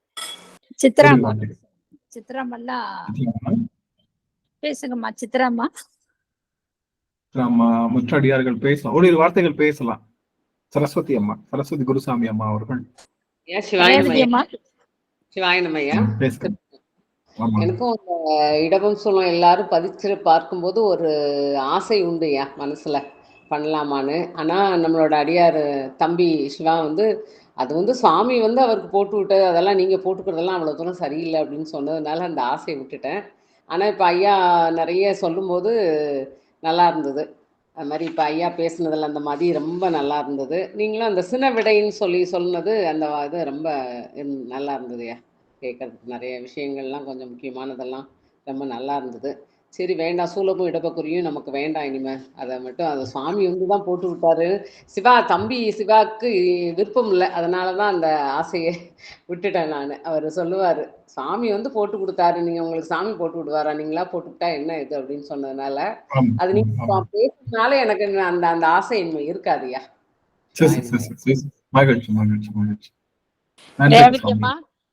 ரேவதி பாஸ்கரன் அம்மா வந்திருக்கிறாங்க இன்னைக்கு.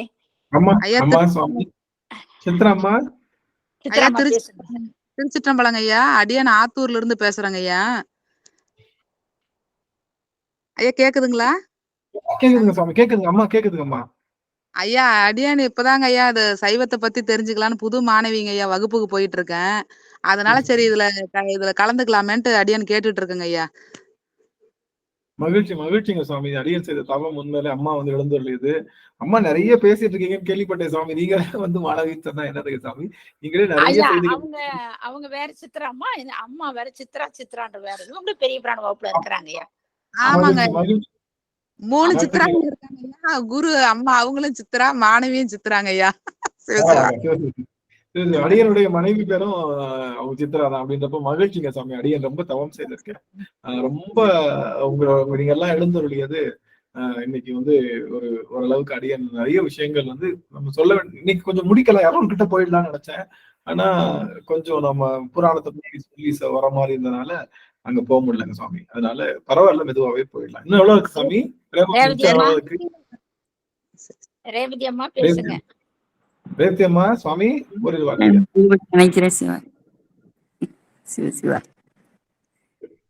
அவ்வளவுதான், திருவடி வணங்குறேன், அவ்வளவுதான் முடிஞ்சு. சரி, விஜயகுமாரி அம்மா தான் பேச வந்தாங்க சுவாமி. விஜயகுமாரி அம்மா திருவடி வணக்கம் ஐயா. அனைத்தாரியா திருவடி பண்ணிக்கிறேன் ஐயா. நீங்க பேசுறது ரொம்ப எப்படி சொல்றதுன்னு தெரியல. உங்களுடைய உரையை கேட்கிறப்போ சோர்ந்து போனாலும், சில விஷயங்கள்ல குடும்ப விஷயங்கள்ல மனசு சோர்ந்து போனாலும் உங்க உரையை கேட்கிறப்போ ரொம்ப தைரியம், சிவ சிந்தனை எல்லாமே வருது. நல்லா இருக்குதுங்க ஐயா. இதுலயே இருக்கணும் போல தோணுது. ஆனா சீக்கிரம் முடிச்சிடுறீங்க, அதுதான் ரொம்ப மனசு கஷ்டமா இருக்குது. கல்லூரி இருக்கு, கொஞ்சம் எழுத்து முடிக்கலாம். அடியனுக்கு கல்லூரி இருக்கு. இல்ல சொல்றீங்க ஐயா, எங்களுக்கு எல்லாம் ஒரு தெம்பா இருக்குதுங்க ஐயா. நல்லா இருக்குதுங்க ஐயா. உங்களுடைய இதை கேட்கிறப்போ நல்லா இருக்குது. நல்லா ஒரு அமைதியா போறோம், அவ்வளவுதான். கோப தாபம் எதுவுமே வராம குடும்பத்தை ஒரு அமைதியா கொண்டுட்டு போறோம். சிவசிந்தனையிலயும் இருக்கிறோம், எல்லாமே செய்யறோங்க ஐயா. உங்களுடைய இதுக்கு என்ன சொல்றதுன்னு தெரியல. நன்றி சொல்றதெல்லாம் சாதாரண வார்த்தை, வேற என்ன செய்ய முடியும்னா எனக்கு தெரியல. உங்களுக்கு எல்லாம் குருநாதர் திருவடி தான். குருநாதர் திருவடியை போட்டுருங்க, அது போதும். அடியனுடைய குருநாதருடைய அடிநாயனுக்கு எந்த சிறப்பும் எப்பொழுதும் கிடையாது. அடிநாயன் சும்மா ஏதோ ஒரு கருவியா அவங்க எல்லாம் லாக்டவுனுக்கு முன்னாடி வந்திருக்க வேண்டியது, லாக்டவுன் அப்போ வர வேண்டியது, லேட்டா வந்துட்டாங்க. ரொம்ப ரொம்ப நாங்கெல்லாம் ரொம்ப கஷ்டப்பட்டுட்டு எப்பதானே வந்திருக்கிறோம் நாங்கெல்லாம், தெரியல எங்களுக்கு. 4 வருஷம் ஆயிடுச்சுங்க சாமி. ஒரு வழியா 4 வருஷம் ஆயிடுச்சு. 4 வருஷமா தொடர்ந்து இலை பணியில நிக்கிறோம். பெருமான் பெருங்கருணை எல்லாரும் ஒரு அளவுக்கு வந்துட்டாங்க சாமி. அதனால மகிழ்ச்சி. இப்ப வந்தாலும் அது பெரிய குடுப்பனையா தான் நினைக்கிறேன். விஜயகுமாரி அம்மா முழுவதும் குருநாதர் திருவடிக்கு சமர்ப்பணம். தொடர்ந்து வாருங்கள் சாமி. நம்முடைய மனத்தையும் எண்ண ஓட்டத்தையும் சிவ வாழ்வியல் நெறிகளையும் மாற்றிக்கொண்டு சரியான சிவபாதையில நம்ம எல்லாரும் யாத்திரையை மேற்கொள்ளலாம் அப்படின்றதுதான் அடியனுடைய நோக்கம். அடிநாயகம் உங்கள் திருவடி பணிந்து அந்த யாத்திரையில நம்ம எல்லாரும் போயிட்டு இருக்கோம்.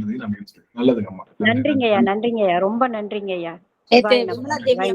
விமலா தேவி அம்மா தாங்க ஐயா பாடலுடைய கருத்து சொல்லி பாடல் போட்டிருக்காங்க. பாத்தீங்களா? ஈசன் குடும்பத்துல ஒவ்வொரு அடியாரா போட்டிருக்காங்க ஐயா. ஆரம்பிச்சது நம்ம கிரிஜா அம்மாவை தான் ஆரம்பிக்க சொன்னேன். தினம் ஒரு தேவாரம் பாடி விளக்கம் சொல்லணும் அப்படின்னு சொல்லி நேத்து நேத்து முன்தினம் நம்ம கிரிஜா அம்மா ஆரம்பிச்சாங்க. நேற்று வந்து நம்ம சாருமதி அம்மா, இன்னைக்கு வந்து நம்ம விமலா தேவி அம்மாங்கய்யா.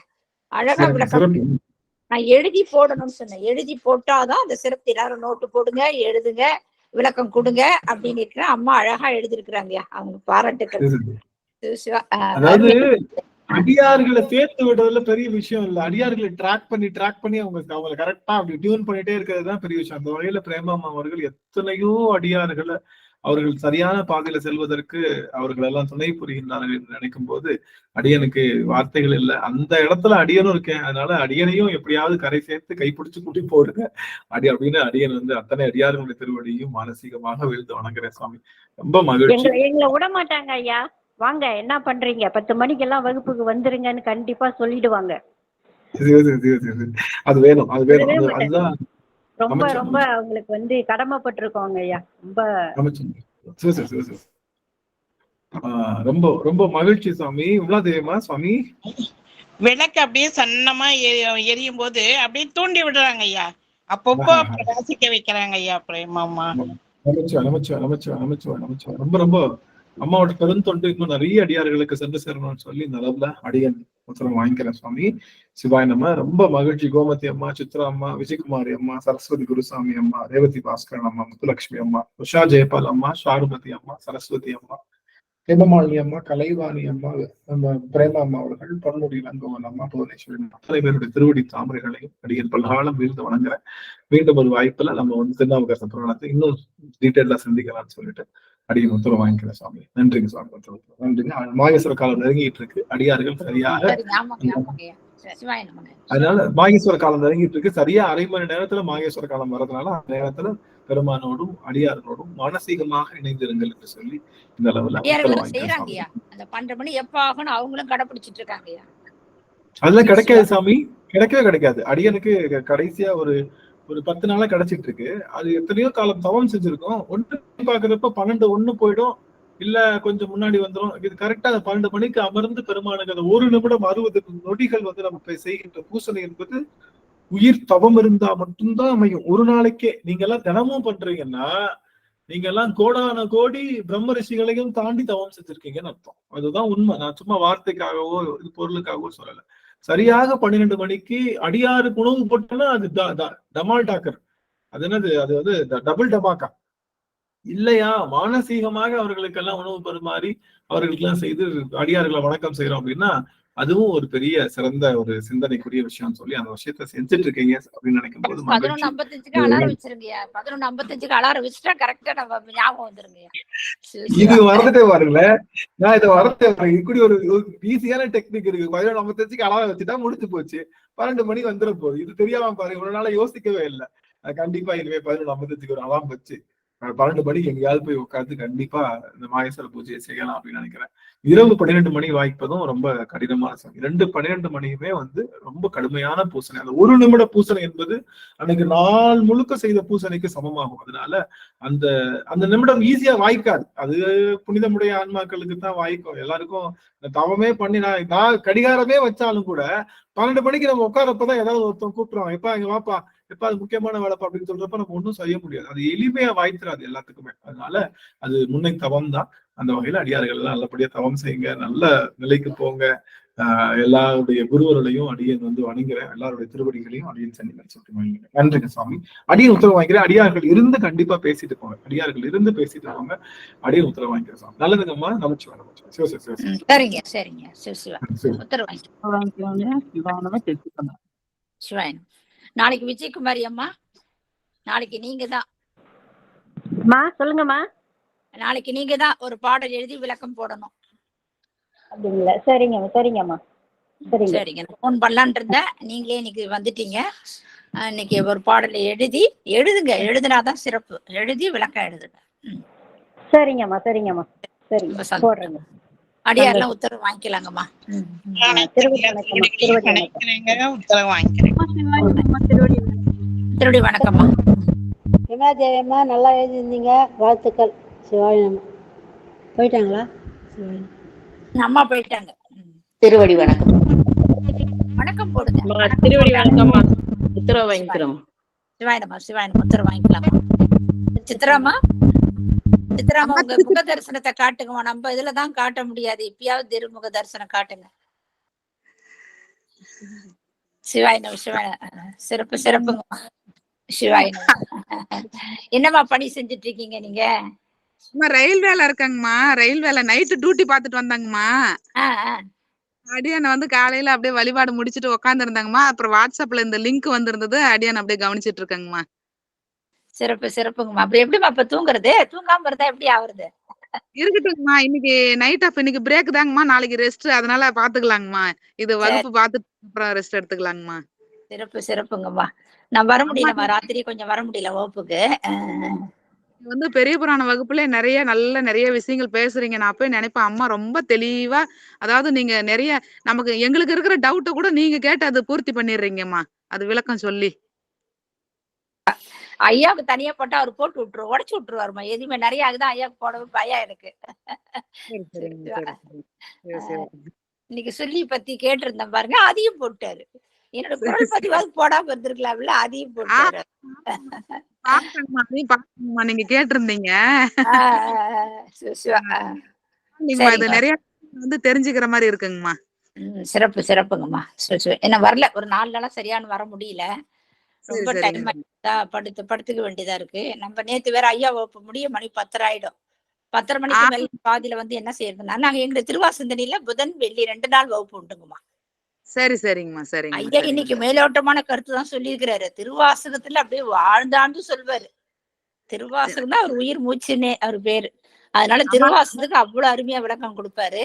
ரொம்ப சிறப்பா ஒரு வரிக்கே ஒரு நாள் ஆயிடும், ஒரு வகுப்பு ஆயிடும். அந்த மாதிரி சொல்றாரு. ஆனா நம்மளுக்கு 10:30 மணிக்கு நம்ம பெரிய புராண வகுப்புக்கு, அதனாலதான் நான் வர்றதில்லை. புதன் வெள்ளி வர மாட்டேன். ஆமா. சரிங்கம்மா. ரொம்ப சந்தோஷமா. சிவா பாக்கியமா நினைக்கிறேங்கம்மா. சந்தோஷங்கம்மா. பிரேமாமா திருவடி வணக்கம். அனைத்தடியார்களுக்கும் திருவடி வணக்கம். உத்தரவு வாங்கிக்கலாங்கம்மா. உத்தரவு வாங்கிக்கம்மா. ஆமா உத்தரவு வாங்கி அதான் கொடுத்துட்டாங்க அவங்களே. ரைட்.